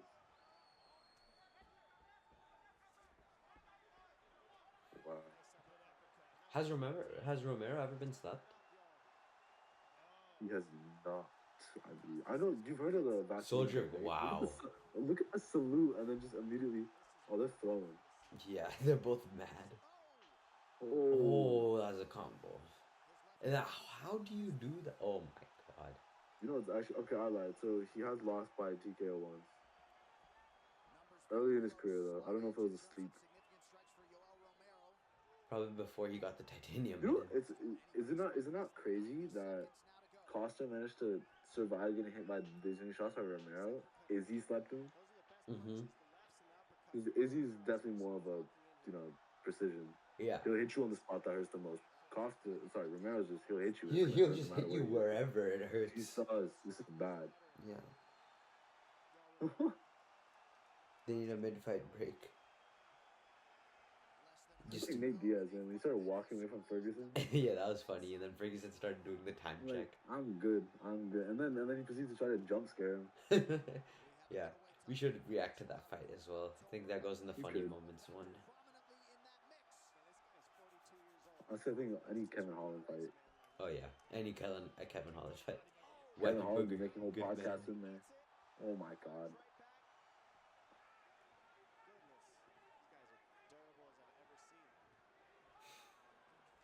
Wow. It's absurd. That first minute, that first round was generational. Good takedown. Good takedown. The Costa was getting out of them, dude. Romero would get him, and then Costa would just be immediately up. Oh, if that connected. It's over. All right, so that was such a good fight. What are the scores at? All right, so I did round one Romero. Mm-hmm. Sorry, round one Costa. Costa did win. So, let's score that up real quick. I don't even know who I had in the last fight.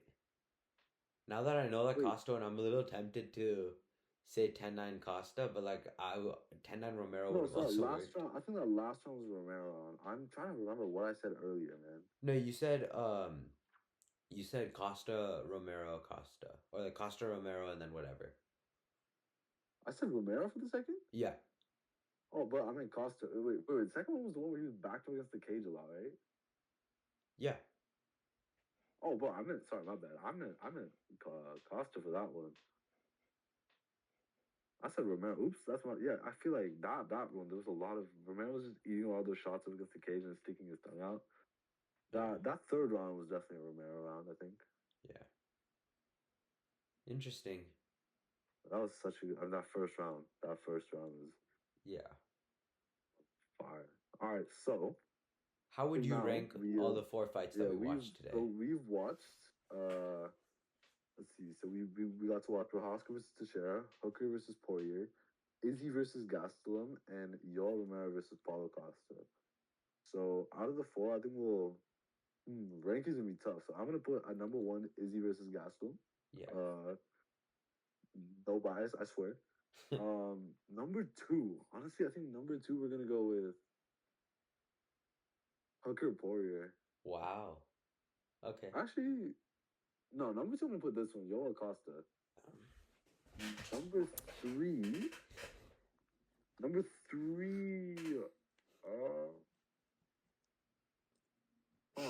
This is hard because all of them are so good.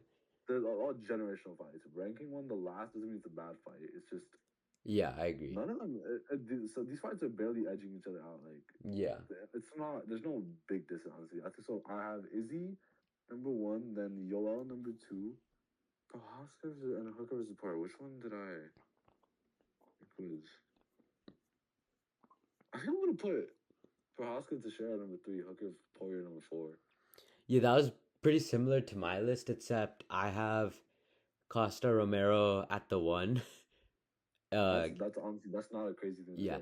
Gastelum Adesanya 2, for obvious reasons. That was beautiful fight. Generational fight.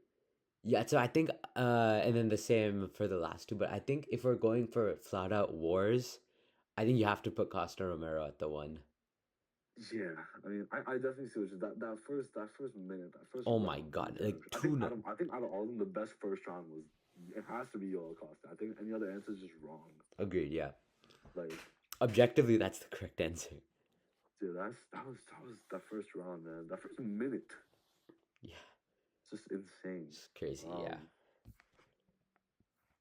Wow. So yeah, I think that's gonna be it for this episode. This is a really fun one to film. Yeah. Some generational fights that we just got to watch. Yeah. Think we will be back with our robbery or not section. Robbery or not. Yeah, we'll likely be doing a robbery or not, as well as a potential either UFC 309 live reaction or post-event reaction. Yeah. So yeah. Next time. See y'all next time. Yeah. All right, cut through.